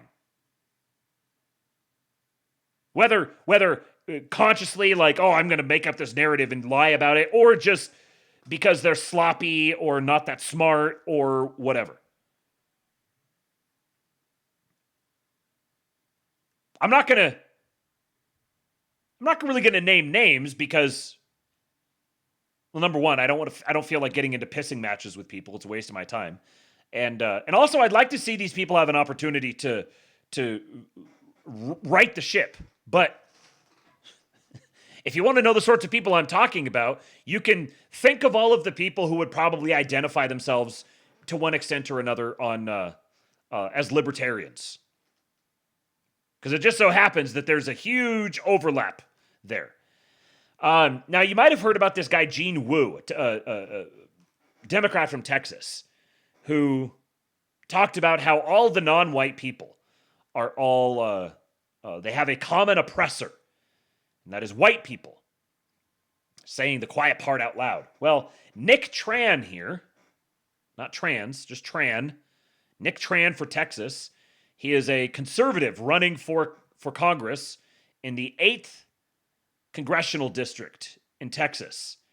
And this is what he has to say. I am tired of white Americans being told that they should feel like strangers in their own country. And I'm saying that as an immigrant. I'm here visiting the graves of my brothers that I served with. Most of them Caucasian, who gave their lives for freedom, to liberate those who were truly oppressed. Now, according to Gene Wu, a Texas state rep from Houston, that makes me wrong. The day the Latino, African American, Asian, and other communities realize that they share the same oppressor is the day we start winning.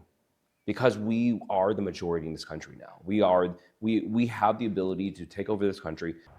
Wait, did you hear that? That word, oppressor? That wasn't an accident. That's an ideology. Because the fastest way to control people is to convince them they are victims. That's not empowerment. That's dependency. There's actually a very good point there. The fastest way to control people is to convince them that they're victims. Again, why I'm calling for total doom or death. Because they're trying to convince a bunch of people that they that they're helpless, overmatched victims. And so only bad things are ever going to happen. Fuck that. No. We don't play that here. Now, we're retard maxing here. We're not going to play this stupid, everything's out, everyone's out to get us and it's all over and Everyone's going to betray us, and Drumpf has betrayed us once again. And if it wasn't Drumpf, it was Blumpf. No matter what, I wake up and someone betrayed me. Someone's out to get me. All these terrible, awful people around me all the time. Woe is me. No. Anybody who's inundating you with that stuff, block them out of your life. You don't need that. It is cognitive poison. That's how you distract and divide Americans by race and grievance, while real power quietly concentrates in Washington. That's not how citizens in a constitutional republic talk. That's how Marxists talk. The founders warned us about tyranny, and they were very clear about where it comes from. Not from your neighbor, not from your coworker. It comes from unchecked government power. Free people don't take over their country. We defend it. We limit government so no one elected or not can rule over the rest of us with an iron fist. So when an elected official at any level of government talks about power instead of limits, about taking over instead of serving, citizens should pay attention. Okay, so anyways, someone asked him on X, said, strong message, one question. Do you believe that white Americans should remain the majority in the country created by our forebears, just as Nigeria should remain black or India should remain Indian? And he said, as a political outsider, I'm not afraid to answer this. Absolutely. Patriot, Nick Tran. Some trans are good. Now, this is one that I did not necessarily see coming specifically, but in general. This is one of the owners of Manchester United, the 7th richest man in Britain. This is what he has to say. If you really want to deal with the major issues of immigration, with people opting to take benefits rather than working for a living, if you want to deal with that, then you're going to have to do some things which are unpopular and show some courage. And has this government done that? No, I think they I don't know whether it's just the apparatus that hasn't allowed Keir to do. I knew that was coming.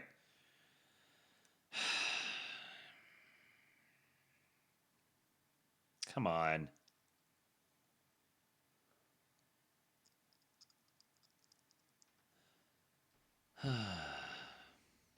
Okay, Jew. Okay, you fucking Jew. Fucking Jew from Israel. Silence. I'm gonna come. No offense, but it sounds like some fucking commie gobbledygook. Good afternoon, Patriots. This is Agent Q. The only acceptable political theory is complete undying loyalty to Donald Trump. Do it, or he's maybe too nice. He's a nice, I mean, I know Keir, he's a nice man, I like him. But it's a tough job, and I think you have to do some difficult things with the UK to get it back on track, because at the moment, I don't think the economy is in a good... You can't afford... you can't have an economy with 9 million people on benefits and huge levels of immigrants coming in. I mean, the UK is being colonised. It's costing too much money. It will cause... It'll cause... Well, yeah. The UK is being colonised by immigrants, really, isn't it? I mean, the population of the UK was 58 million in 2020. Now it's 70 million. That's 12 million people. You met recently with Nigel Farage, didn't you? I did. Do you think that they would be a kind of a good government if they were to win the next election? I think Nigel is an intelligent man, and I think he's got good intentions, but in a way you could say exactly the same about Keir when Keir came in. I think it needs somebody who's prepared to be unpopular for a period of time to get the big issues sorted out, would be my view. So, Fugitive Caesar, Fugitive Truster, says 7th richest man in Britain, speaking out in favor of total remigration, ending welfare, and Rupert Lowe as Prime Minister. Big deal, preference cascade incoming. This is what counter-elite defection looks like. Similar to when Elon Musk purchased Twitter and switched to Trump. I'll say this, man, he knows how to time a market. He saw which way the tide was flowing, and he spoke out just when it was late enough and safe enough for him to go unpunished, and early enough to get maximum credit for saving Britain. If Kamala were the American president, none of this would be happening right now.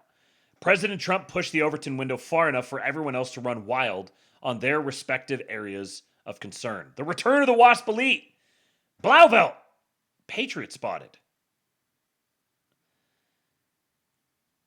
This guy says, not that I wouldn't want it to be true, but when did he say any of those things out of the clip you shared? Yeah, you have to know how to translate political euphemisms into the colloquial vernacular. I think it's a big thing that a lot of the average commentariat on the internet, a lot of the reply guys and stuff, I mean, I've got a lot of reply guys I love who do know how to do this very well, but there's a substantial number out there who are not capable of this.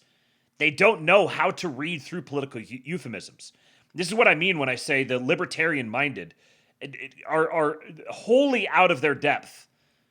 They're wholly out of their depth when it comes to actually engaging with the political process itself, understanding the like how anything gets done, what the cause and effect is going to be, when someone says something, what that means, when someone is just speaking off the cuff versus when they're speaking very carefully, what you can understand what someone does not say, what you can read into.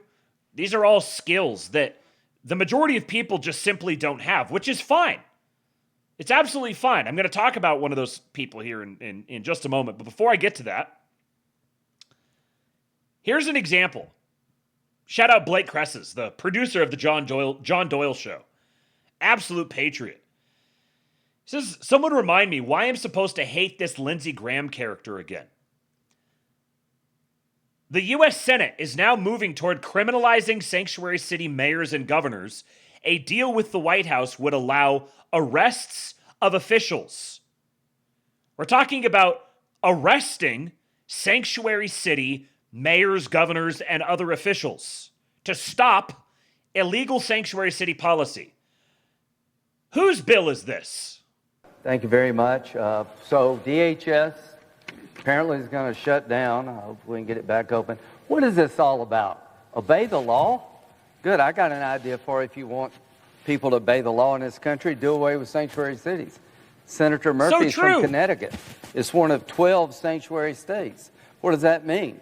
Local officials, state officials refuse to work with the federal government to turn people over to the federal government as required by federal law. So you want to obey the law in Connecticut? Stop being a sanctuary state. You want to fix immigration? Have policies that make sense. Y'all act like for 4 years Biden wasn't president. Every Democratic senator aided and abetted the Biden administration with a massive invasion of this country. You turned the other way. You never said a word. You let Biden obliterate our border. You let him send people into the interior on planes, trains, and automobiles. Only God knows what happened, who's here. You set by and you did nothing. And here's what I've learned about my friends on the Democratic side. They're never going to agree to deport anybody because all their proposals make it pretty much impossible to deport anybody. Body cameras, that makes sense. If you want to find out how to make ICE more professional, count me in. But your proposal is to require a judicial warrant to deport somebody. Can you imagine how many judges you would need if you got 15 million illegal people here to go get a warrant from a judge? This is not a criminal proceeding. This is an administrative proceeding. The president, as the commander-in-chief, has the ability to detain and deport people administratively. You don't need a federal judge. You're trying to create a mechanism so we will fail cleaning up your mess. We got elected to clean up your mess. We're going to hold ICE agents accountable if they went too far. Tom Homan went to Minnesota. Logan, Texas says they're really making Lindsey earn that regime change in Iran. Right. Slutty Book says, all right, Lindsey, if we criminalize all sanctuary cities and deport 2 million this year, you can have one regime change as a little treat. Unironically, yes.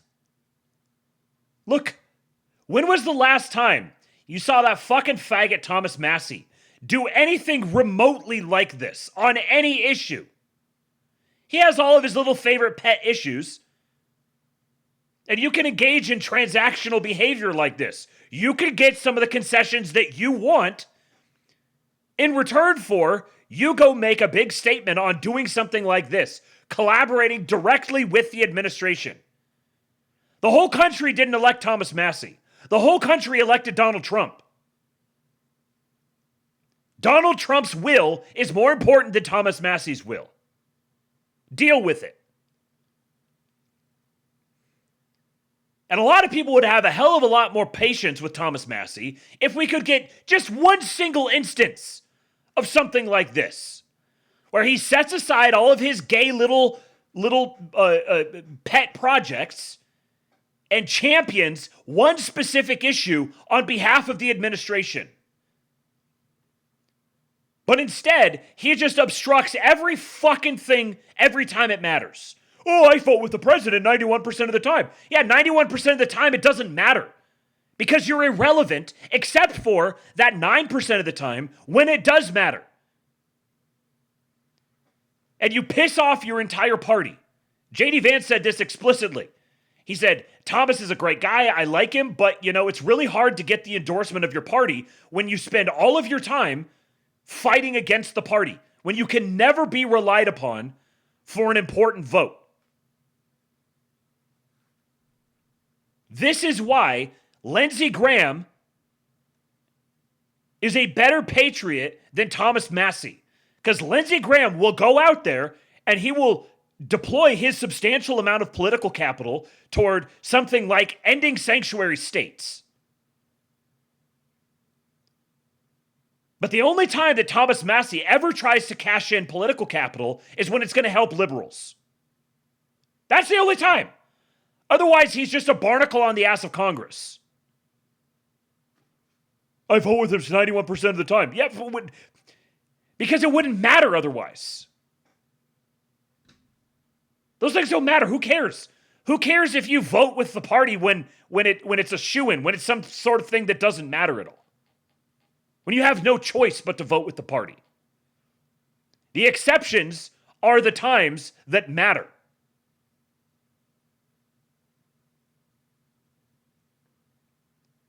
Even a fucking Democrat. Look at this.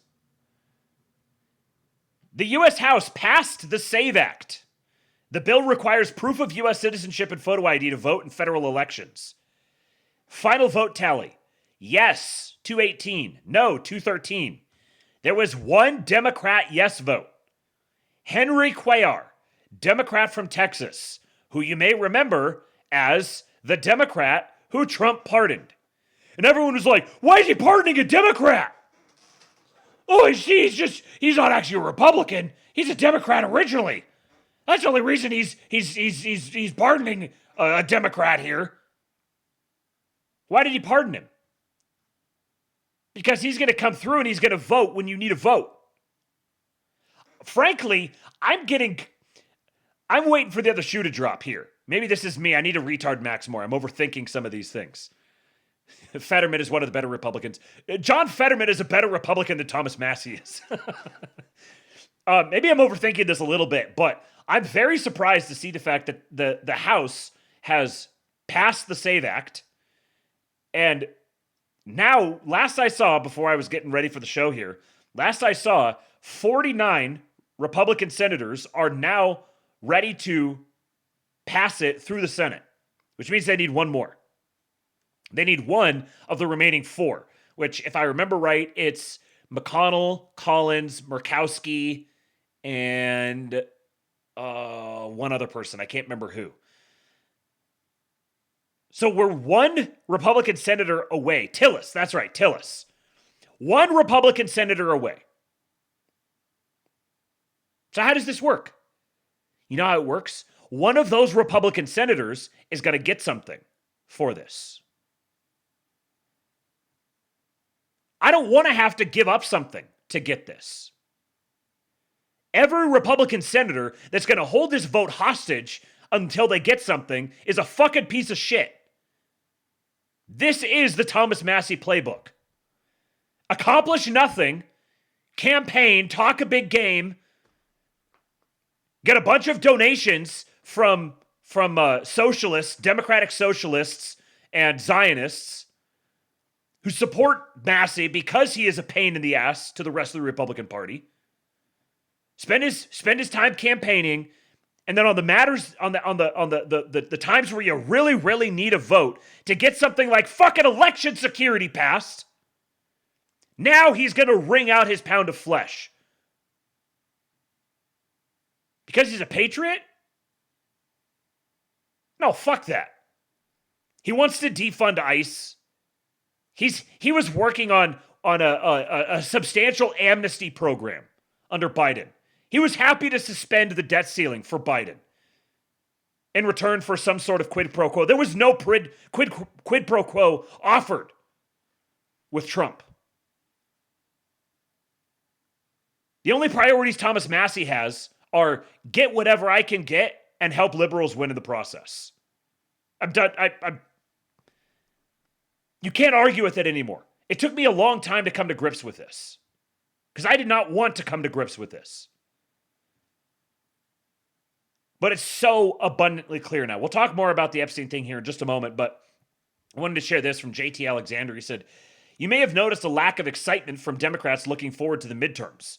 You may have noticed they're short hundreds of millions in cash right now. You may have noticed Republicans don't seem all terribly concerned about midterms. This is why. The SAVE Act will be law. Donors are saving their money because the Dems cannot honestly represent that they expect to win the midterms this November. This is seismic. I know that most of y'all appreciate how the SAVE Act impacts elections generally, but midterms are their own beast. The only way to win a midterm as an incumbent party is to have achieved an incredible positive impact on quality of life within the first 18 months of the president's term. Under normal political orthodoxy, Trump hasn't done enough yet to overcome the normal anti-incumbent swing. But with the SAVE Act, both parties are acting like he has. Pay attention to what politicians do, not what they say." He says, by the way, if you ever wanted to know what political genius looks like, observe here. Cuellar was under indictment for bribery until Trump pardoned him. Trump used a pardon for bribery as a bribe. And we all may very well get voter ID out of the deal. I've been saying Republicans are going to maintain their majorities in the midterms. Bro, Duke Cuellar would take another bribe. Yeah, right.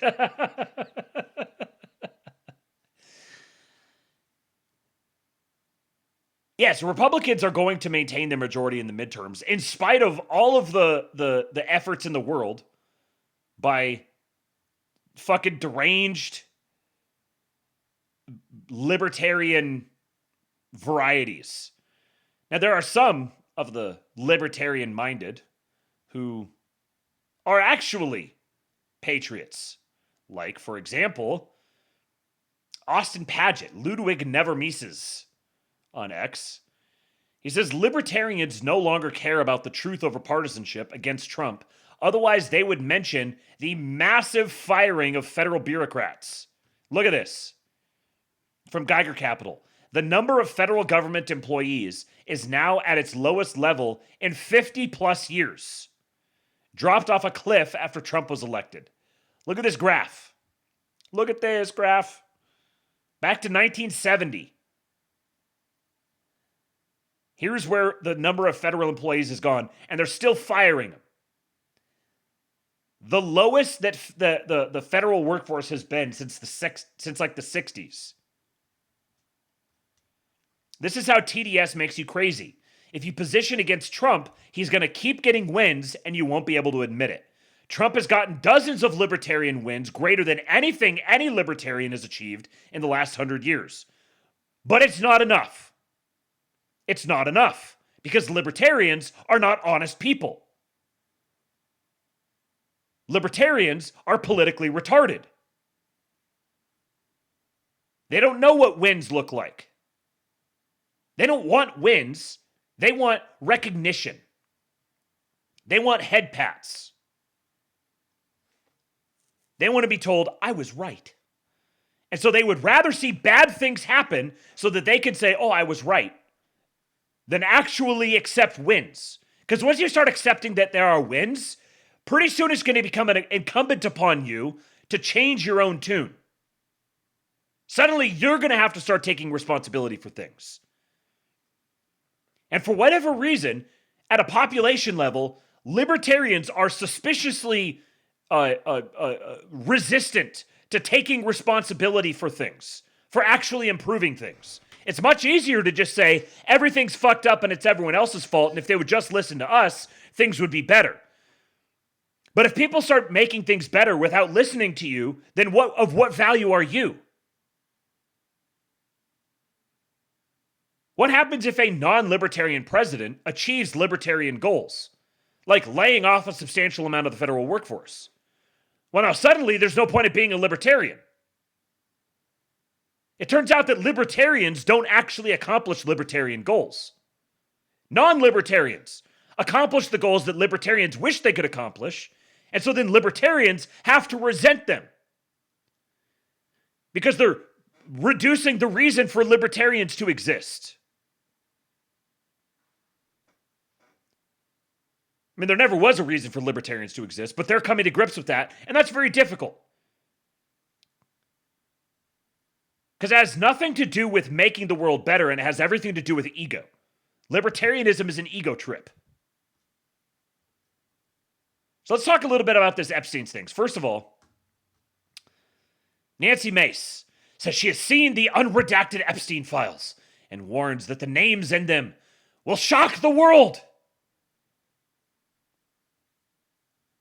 The gay has spoken.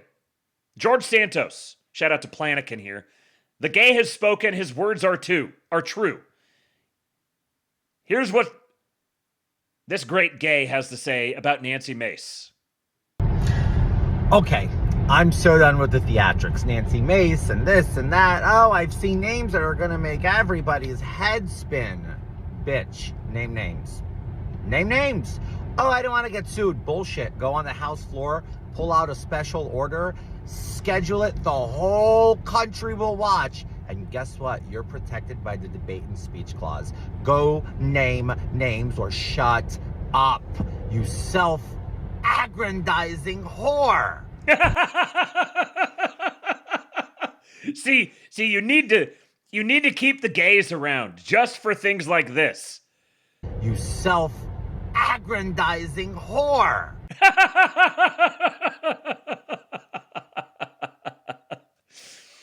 So Jason Andrews here, base hypnotist, says, let's say you have a mixed residential and business skyscraper in Manhattan, and you discover it's full of termites. The support girders are rusted, and the foundation is cracking. Do you just push it over and knock it down? Well, no, because there are people and businesses inside and other buildings across the street that will be damaged. So instead, you build temporary scaffolding and supports, you evacuate the building, you find new places for the residents to stay, you study the structure, you place strategic detonation charges, you build walls and bunkers to limit the damage to other buildings, you clear the area, you detonate the charges to collapse the building, you systematically remove the rubble truckload by truckload, you draw up plans to build something new, and you start building the new structure. Now, imagine you have to do this, not just for one building, but for all of Manhattan. That's what the Trump admin is tasked with. They have to rebuild the entire world's political infrastructure without it collapsing. I'm going to give them a little extra time on this one because I don't want to waste 10 years on a total Western system collapse that could put China on top while we rebuild. And remember, part of what enables the rebuilding is using the leverage they now have over thousands of powerful people to make those changes. As soon as arrests are made, that leverage ends.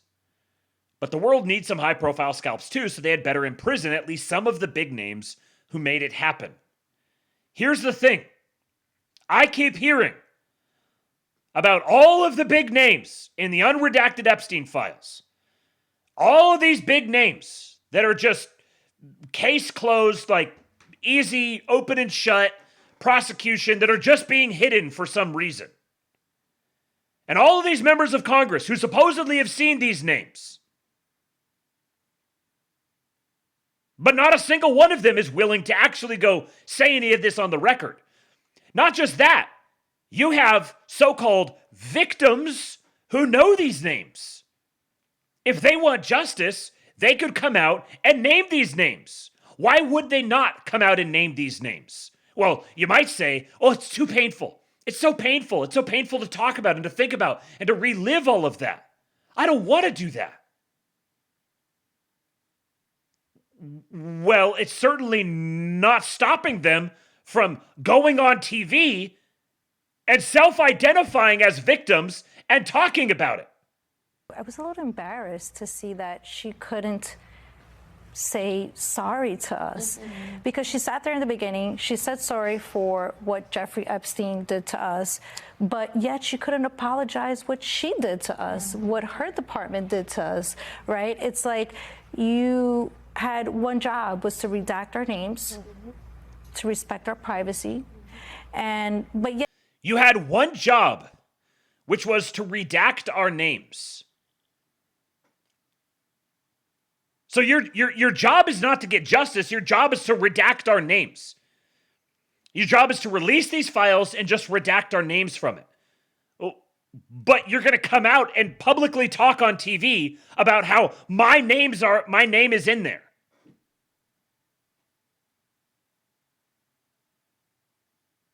The reason why these women, I can't speak for every single one of them. I don't know the situation of every single one of them. But I've already seen enough to know that a substantial number of these women are fucking prostitutes. They were prostitutes who went into this situation intentionally. They were paid to do it. They went back intentionally. They recruited their friends because they wanted to be there. Now, did they sign up to go do some, nice wholesome prostitution and then wound up getting some, getting the shit beat out of you prostitution? And they got regret? Perhaps, sure.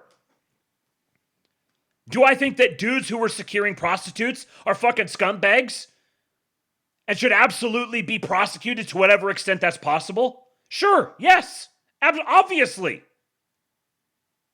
That's why I think the women who are victims should identify the people who abused them. If they're going to come out and they're going to rampage around and be out publicly and identifying, oh, look at me, I'm a victim and all this bad stuff happened to me. You can no longer pull the oh, this is so painful. I don't want to be in the public eye. Oh, I might get sued. Why? Because you don't actually have any evidence? Because the evidence is so thin that a prosecution isn't actually possible and you'd be opening yourself up to liability? So no, instead, we just have to mass dump all of these documents out here that anybody who knows anything about the legal system knows that the instant that all of those documents were mass dumped out to the big pool of retards called the general public, it forever precluded the idea of anybody being prosecuted. You can't prosecute any of these cases now. How are you going to get a jury? This Les Wexner, his name gets released, identified as a co-conspirator, but he's also he's been cleared. They went through and they said, well, there's nothing here that we can actually prosecute. There's lots of sketchy stuff. It seems bad, but it's all hearsay. We don't have validation from a victim or anybody who could prove any of this stuff. It just looks really creepy and gross and bad, but there's nothing tangible here that we can actually prosecute. The fact that you publicly release that means that either he or anybody else in his orbit can now point to that. And they can say, well, the feds already cleared him. Why can't they clear me? Thomas Massie, pushing for and getting the mass release of the Epstein files, ensured that there can be no prosecutions, ever. Imagine trying to prosecute one of these cases now. This is an absolute dream for any person who is actually implicated in this. This is like their get-out-of-jail-free card. Nobody's going to be able to put together a case around any of this now. And I still have, sure, there's more documents to come. I still have yet to see any single thing that's actually prosecutable. Yes, there's lots of things that look real bad. Sure, it seems like these guys are real fucked up perverts. Sure. But you have to actually prosecute. You have to have something you can prosecute. Suspicious emails that are like written in code that seem, like having a bunch of, what was the chemical? Some sort of sulfuric acid. That there's like documentation that this is being used for a water filtration system. Maybe, I don't know. How are you going to know any different? Well, you're going to have other evidence. If they have a plausible alibi, maybe they did do it. But you can't prosecute them unless you have proof. This is how the fucking legal system works. You can complain that the legal system works that way, but the mass dumping all of this out and being like, oh, well, we're just going to get like trial by public disgust or something. So you're acknowledging you don't actually want prosecutions. Well, they said that they're not going to prosecute anything. They said they don't have anything they can prosecute right now. And so far, that's been validated. There's nothing that I have seen that is prosecutable. I've seen all the darkest things that are out there. I haven't seen anything that could actually be prosecutable in a court of law. Lots of hearsay, lots of innuendo, lots of suggestions. I have no doubt that those things actually exist, that those things were actually happening. But these people have covered their tracks. And the actual potential eyewitnesses are refusing to testify because they were paid off. They signed NDAs. They've been bought out. Or Massey even acknowledged this himself, that many of these so-called victims are actually accomplices. Nobody who actually cares about this stuff actually cares about prosecutions, actually cares about justice. They just want to be emotionally gratified. And they have this gay notion that like, oh, we just spread everything out there and then all the bad guys are going to get embarrassed and humiliated and then magically good things are going to happen. That's not how the fucking world works, bro. Congratulations. Welcome to I know you've been like out there playing around in your sandbox, like trying not to eat cat shit, but now you're actually in the real world. And the mass dumping of all of these documents has ensured that prosecutions absolutely can happen in the future, or they've become extraordinarily more difficult. An actual prosecutor trying to prosecute something like this is going to have to wade through metric tons of bullshit, trying to put together a jury, trying to navigate all the extra appeals and motions that they're going to be able to make based on stuff that is the fruit of the poison tree, and it's a total disaster. There was never any way that this was ever going to lead to prosecutions, but it's not just that it's not going to lead to prosecutions, it's that it's going to prevent the possibility of prosecutions. Toward what end? A bunch of salacious stuff that just has no clear direction or whatever. And not just that, but how many individual members of the DOJ have been directed away from prosecuting fraud, from immigration work, from election security cases, or any other thing? How many of them have been pulled away and allocated to this project? Literally sitting there just thumbing through document after document after document. Do you realize how many documents, millions of documents is? Do you realize how long it takes to just sit there and like take each individual one and have to and figure out what's going to be classified, what's not, over and over and over again? All this DOJ personnel dedicated to this fruitless process,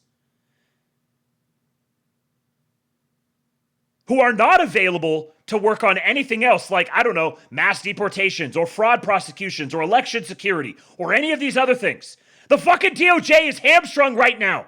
You fucking assholes want prosecutions. There's like 13 DAs in the country right now. Or sorry, 13 U.S. attorneys in the country right now. Out of 94. Because Trump can't get anybody through Congress. They're already working shorthanded. And now you've dedicated hundreds, if not thousands, of DOJ personnel Just sitting here thumbing through all these fucking documents. Imagine going up to your local police station and saying, hey, this investigation you're working on, you need to go take every single document, every single phone call you've ever had, every single note you've ever taken on this case, and you need to publish it in the local newspaper. You know, you're working on this investigation trying to lead to a prosecution. You need to take every detail, every conversation you've ever had, and you need to publish it in the local newspaper. You get laughed out of the fucking precinct. What are you talking about? Oh, yeah. I'm just hoping we will see many suspicious deaths. HH. Well, interestingly, there's been a whole lot of various very interesting people stepping down or being removed or retiring, or you know, there's a lot of interesting things toward that end. But imagine that. You have a law enforcement body that's conducting investigations, and someone comes along and says, you need to publish every single thing you have related to this ongoing investigation. Just publish it out there publicly. For all the fucking retards who can open an internet link to go read through and then think that they're entitled to have an opinion on it. That's equivalent to destroying that investigation.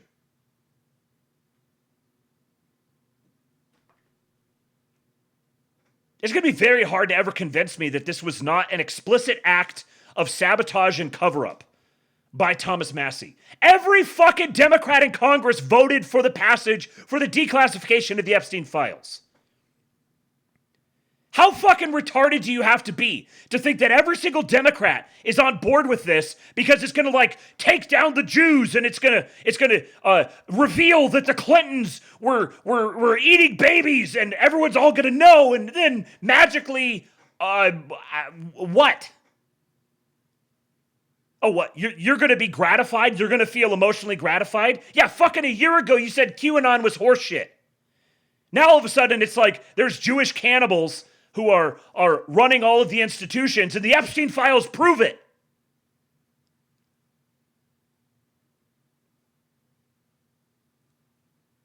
Pathetic. Absolutely pathetic. Thomas Massie is a fucking disgrace. At the very best, he's a useful idiot. And I think he's way too smart to be a useful idiot. I didn't pull up the clip, but there's this great one where he's being interviewed, and I was on Fox, or I don't remember where it was, but they said something about how, well, it seems like these emails seem to indicate that many of these so-called victims were actually co-conspirators with Epstein. They were happy. They were volunteering. They were asking when they could come back. They were recruiting their friends to come do this as well. And he's like, oh, yeah, but, and then tried to change the subject to something else. Are you kidding me? These sacred victims that you've been doing all of these press conferences with, all these photo ops, with fucking Marjorie Taylor Greene and Nancy Mace at your side, these paragons of American excellence, these victims, so-called, are actually fucking prostitutes? You're working for prostitutes who were paid to do what they did. The white man is back. Have the Clinton body counts hit their max? I doubt it. Massie sucked Billy Clint's dick for sure, or he'll be in the boathouse. Yeah, I don't know if the Clintons are still able to add to their body count now. Thank you, Young Goive, with the $20. Ugh. It's so aggravating. I'm so tired of all the fucking moralizing around this. Not a single one of you motherfuckers actually cares about this shit. Not a single one of you. You want to talk about pedophiles and all this stuff? You don't give a shit about any of it. You just want your political worldview ratified for you. You just want to be able to say, oh, I knew it. I knew it before everyone else did. Not a single fucking one of you cares about kids being hurt. Not one of you wants justice. You want emotional gratification. Fuck off with all the moralizing. You don't get to claim the moral high ground on this. No, if you actually did care about prosecutions, you just eliminated the capacity for them. And if you're like, oh, well, there's never going to be prosecution, so we just need to like dump it all out there so that we can know what our elites have been up to. You already knew what your elites have been up to. You want political porn. You want something that titillates you. You already knew. That's why you wanted it, because you knew. You want something that'll gratify your base instincts and make you feel like a good person for hating your own country. Because evil people happen to have power. Well, guess what, pal? Evil people have power. And evil people are always going to have power. And if you're going to use that to push the fucking self-destruct button on your own country, you can get fucked.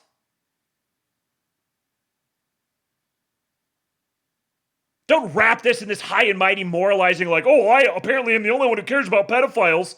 Yeah, you just made it fucking impossible to prosecute any potential actual pedophiles. While also diverting a whole bunch of DOJ personnel on this wild goose chase away from doing productive things that could actually amass our power, consolidate our political wins, and ensure that we can stack wins on wins on wins. You want to purge globalist pervert billionaires from the ranks of the elites? If you actually think that that's some sort of like political strategy that me, random anonymous person on the internet, or me, like random podcast bro, something you can actually set your mind to, you want to do that? You know how you do it? You do it by fucking winning elections. That's how you do it.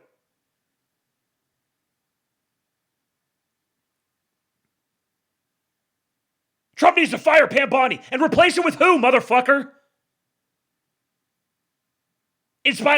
On top of everything else, now we need to have like an attorney general go through the Senate and get approved. Who do you think is going to get approved? Who do you think this Senate in the current day is actually going to approve?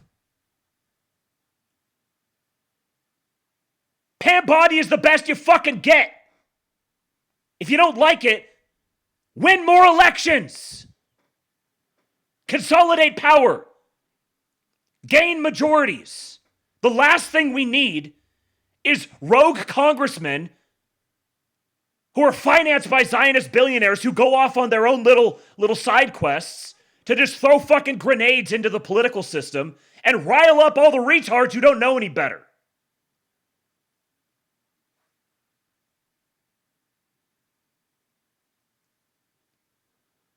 I tweeted, the existence of Massey is quickly becoming one of the greatest arguments against the existence of Congress. Now, believe me, this is going to be delicious. You guys have heard my rants about the world needs ditch diggers as well. Correct. I just want Israel dead and America in tatters. America to lend est. More child prostitutes. More cannibals. More dead babies. I'm evil. May I have power? If it's impossible to prosecute them, I suppose there are other methods. Cobalt kills demons. Thomas Massey is now sending us super chats. I gave in my rants before about the world needs ditch diggers too. So I say this, that the existence of Massey is quickly becoming one of the greatest arguments against the existence of Congress. And this guy says, I get that you're exaggerating, but this is incredibly gay. And I said, I'm not exaggerating in the slightest. And this guy says, LMAO, you think the Congress controlled by the two parties that hold a monopoly on political power is good and constitutional, and Massey throwing a wrench in that is a sigh we should not have Congress? LMAO, you people are actual retards. And I said, I'm sorry someone burdened you with literacy. That was cruel to you. I don't want Congress to exist, and Massey is reinforcing that. He says, LMAO, what system do you want? You want to be the subject of a king? And I said, yes, and I want that king to be Benjamin Netanyahu. And he replied with this. You have no idea how fucking hard I laughed at this. Some of us build bridges. Some of us hang out below them. The motherfucker digs ditches! He had no idea why I said, holy shit. A literal ditch digger. Blair Schill. What a name. Blair Schill, you are a literal ditch digger. That's great. That's good for you. Please continue digging ditches and delete your account. The world does not need to know what's going on inside your head. You need to dig ditches and go home and take care of your family. That's what you're here for. There's great honor in that. There's no honor in being a passive-aggressive faggot on the internet. The Guinness Book of fucking retards. That was an accident, but it worked out perfectly. Literally a ditch digger. Never have I felt more vindicated than that moment. The dude has no idea what he did for me when he replied with a picture of him sitting in a fucking excavator. Oh, some of us build bridges. Yeah, you dig ditches, motherfucker. Good for you. I mean that. Good for you. Do more of that. Dig more ditches. Tweet less. Think about politics less. The world was not meant to be contained between your ears. You're a hobbit. You're not meant to contemplate these matters of governance and politics and Machiavelli and all this sort of shit. You're not meant for that. The internet and social media lowered the barrier to entry. You need to erect your own. You need to recognize yourself. You're not meant for this.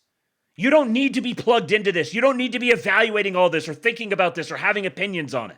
No, you need to go do something in the real world. Go dig a ditch. The greatest thing Thomas Massey has done is build his off-grid homestead powered by a Tesla battery. That's extraordinary. Thomas Massey is a patriot for that. Get the fuck out of Congress. If you're really upset about AIPAC or whatever, go start a fucking podcast. I fully endorse you starting a podcast and talking about pedophiles or Jews or whatever. That's where you belong. You don't belong in Congress. The only members of Congress I want to see are people that fucking rubber stamp the president's agenda. We don't need principled congressmen. We need empty husks that are simply there to press the rubber stamp button. That's what I voted for.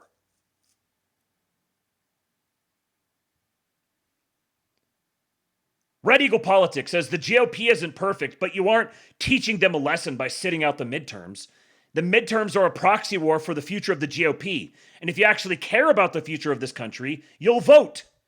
You think deportations aren't high enough now? Wait until the GOP loses the House and decides to, falsely, blame it on ICE raids, and the new Congress defunds ICE while impeaching Trump over nonsense. Primaries exist too, you know. All this stuff is just... Yeah, leaving the petty online faggotry to the higher classes. If I were but a ditch digger. Alas, I catalogued the slow erasure of white men from advertising and the containment of right-wing politics into silos on the internet. Too many brown women on /p/. Yeah, leave the petty online faggotry to the higher classes. Exactly! Exactly! This is the domain of the higher classes. The petty online faggotry. Thank you, Webbing Autist. Yeah, I was saying the thing about Bondi. Like, everyone's like, oh, Trump needs to fire Bondi now. And,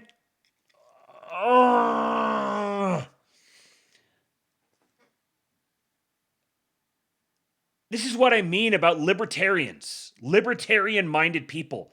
Being incapable of thinking like a day ahead of, a day in the future. Then what? Okay? All right, let's play this fucking game.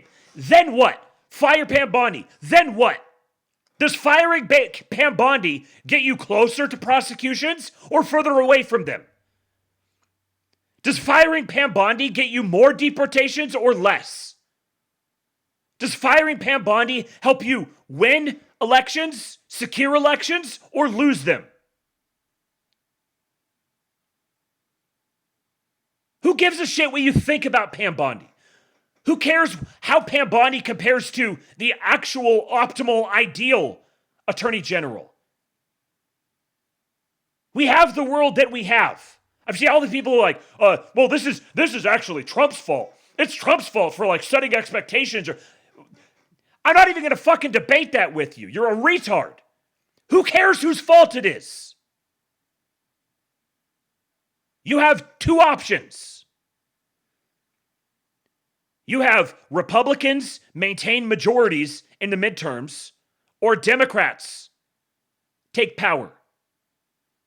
Do you think you have all these high and mighty, principled aspirations for the country? Do you think Democrats deliver those? Do you think Democrats get you closer to those or further away? I don't give a shit if Trump is like a total catastrophic failure. All he's done is just maintain the status quo and hasn't delivered anything. Obviously, total horseshit, total imagination horseshit that has no correspondence to reality. But you know what's worse than zero? Less than zero. So if Trump is a zero, the alternative is less than zero. If Pam Bondi is a zero, the alternative is go through some sort of nomination process, and the only person who's going to get through is going to be the fucking reincarnation of Bill Barr. Pam Bondi is the best you're going to get. She's actually quite good at her job. Keep her away from microphones. But she's actually very good at her job. As evidenced by the relentless stacking of wins through the DOJ throughout the past year plus.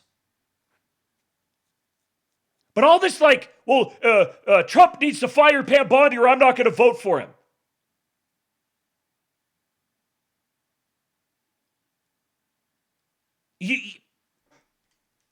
I don't want to get homicidal, okay? I need to retard max more. You people on the internet, you need to help me retard max more. Because you're going to fucking liquefy my noodle with this shit. If you want to weigh in on political things like this, be vaguely, remotely coherent. I'm no great fan of Pam Bondi. I never have been. I also recognize how the fucking thing works. If he fires an attorney general, there's a massive scandal. Now he has to appoint a new one. That new one has to be approved through the Senate. You know what the Senate is going to do? They're going to trade their votes for that attorney general in return for concessions Trump would otherwise not give them. So if you want more losses, yes, fire Pam Bondi. This is just how this fucking shit works. If you want to lose more, call for things like firing Pam Bondi, giving Thomas Massie what he wants, firing Kristi Noem, whatever. Yeah, firing Bondi means boots on the ground in Iran. That's a really good way of framing it up, Trent Fuhrer. Firing Pam Bondi. If you're advocating for firing Pam Bondi, you want military deployments to Iran. That's what that means. And if you can't connect those dots for yourself, fucking throw your phone in the toilet and never log on again. Because again, the world needs ditch diggers too. Oh, yeah. I don't care if Trump is a gay cannibal pedophile totally in league with Jews, as long as it leads to their destruction. I'm totally fine. Yes! Remember, this isn't a zero-sum game. Negative sums are also non-zero. The cardinality of the infinite Jew less than X frogs. The cardinality of the infinite Jew less than symbol X frogs. Yes. So true, webbing autist. All right. I screamed enough. I have a couple other things here that I was going to get to, but it's long and it's total change of subject. So I'm going to save that for another episode. Thank you guys for showing up, listening to me yell and shout and scream. We did not hit the tip goal tonight. So let me make sure nothing else came through that I did not Did not see. Nope, those all came through. Let me just double check.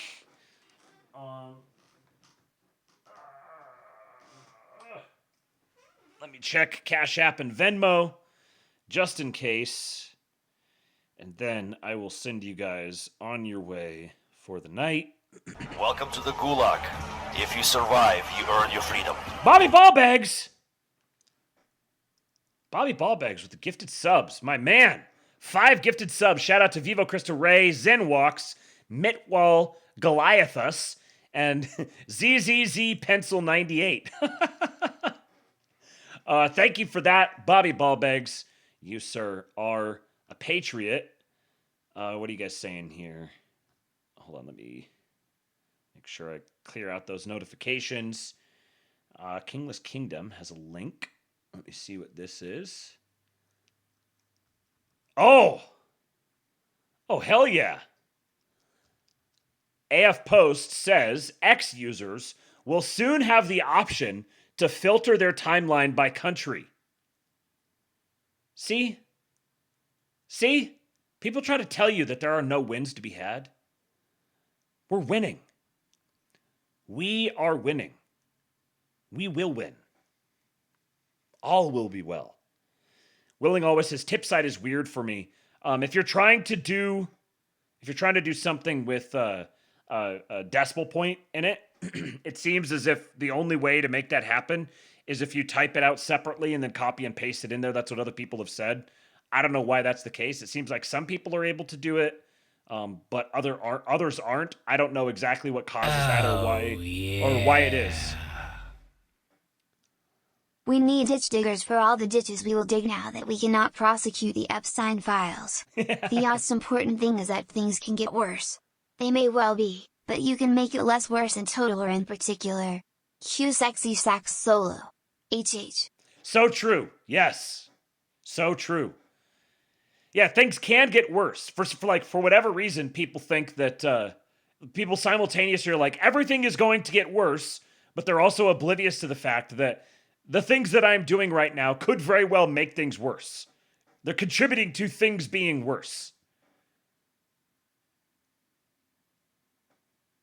If you want to just reduce it down to the lowest possible level, let's just drastically reduce all of our expectations just for the fun of it. Let's just play a little game. Let's just really, really reduce all of our expectations. At a bare minimum, what we want to prevent is the people behind Biden, with the caricature, the performance that was Biden. We want to reduce the possibility of those people regaining control of the executive apparatus. That's what we're trying to do. We want the executive apparatus to be as fully under the control of Donald Trump or his designated successor for as long as possible. Just absolute bare minimum. We're not talking ideology or anything. Just simply that of the available options in front of us, until some better option presents itself, our best path forward, the best possible continual developing set of outcomes for us is if the executive branch remains under the control of Donald Trump or his designated successor. Every possible political win that we've ever experienced in our life has come through Donald Trump. And when I say the executive branch remains under his control, I mean with respect to Congress and with respect to the judiciary. We want the judiciary and we want Congress to diminish in their ability to influence the federal government. This is the straightest path toward improved outcomes for all of us across basically every domain. So the best way to make that happen is to ensure Republicans maintain their majority in the midterms or add to it, and to do everything you possibly can to ensure that there is public popular support for the Trump administration. The fucking retards will say, well, that's his job. No, that's your job, motherfucker. His job is to do his job. Your job is to tell every single person you ever encounter Why? What he is doing is good and why we need more of it.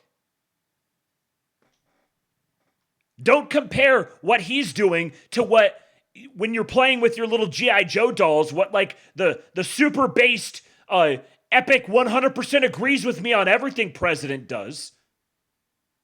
There is him, his designated successor, and all other options. All other options are worse. We want him and we want his designated successor. That's it. It's that simple. It's not more complex than that. If you're trying to make things more complex than that, I've got bad news for you. You're Jewish.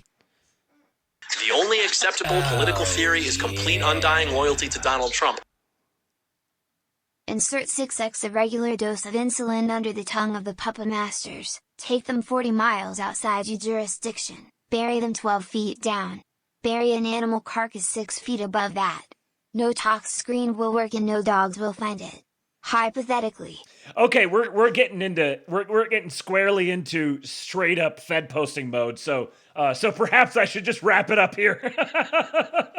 Thank you, Webbing Autist. Appreciate you, sir. What do you got for me here, Isaac? Let me look at this. Hey, Willing always did it.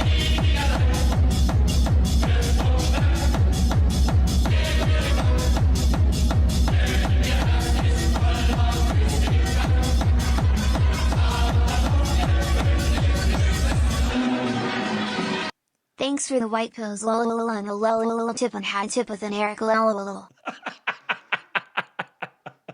Thank you. Thank you, Willing always.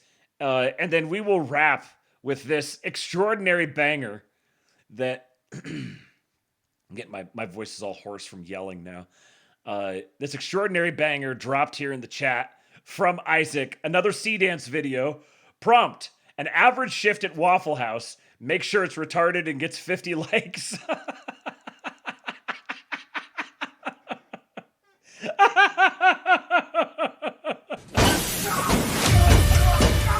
This is what we're gonna do to the black pillars. This is your first shift at Waffle House. You have to fight.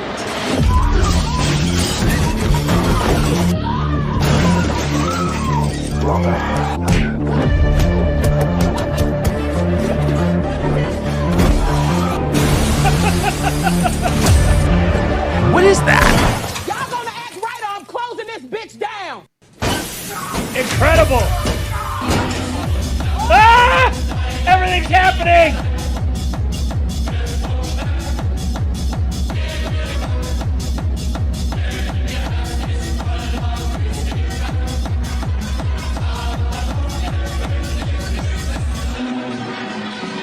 I disavow. For legal reasons, that's a reference to a post on Tumblr. Yeah, I recognized it, yeah. Thank you for the disavowal. This video, this is what we're going to do. This is what's going to happen to the Thomas Massey appreciators. They're going down! Okay, what? All right, let's do another thing here. What's Cheeky sending through? Oh yeah, no. That's I've already got that set up for tomorrow. We will get to that tomorrow, Cheeky. Thank you. All right, I am going to call it there. Reminder, go to form.kingpill.com.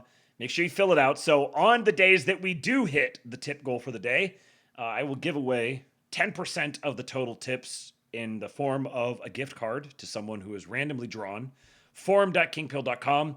You can go to tips.kingpill.com before the show or at any time of day and contribute. And if you do, it'll automatically get added to the upcoming show's total. So you can get a jump start on it. Another one!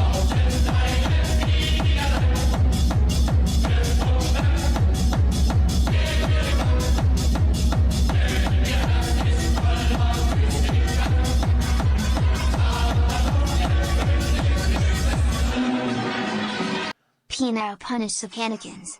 Numb the niggers. Jerk off the Jews. Yeah, we're gonna take the panicans and we're gonna do to them what happened to that French skier guy. Just thwack right to the nutsack. Called a nut thwack. But yeah, so Thank you, Young Goy Vey. Appreciate you. I think that's Bobby Ballbags, right? Thank you, man. I appreciate you. If you contribute, tips.kingpill.com or Cash App or Venmo, anything that comes through there between shows, I will automatically add it to the day's total before the show kicks off. Please do share the show. Make sure you go download the EWBSX app and listen over there. Join the King Pill Discord, kingpill.com. Follow King Pill on Telegram. Follow the King Pill Substack. Follow me on Twitter, @KingPilled. Join the King Pill Discord, kingpill.com. I think I already said that. And that's all I have for you guys. I will be back tomorrow for another episode of the Astrolabe. Until then, I leave you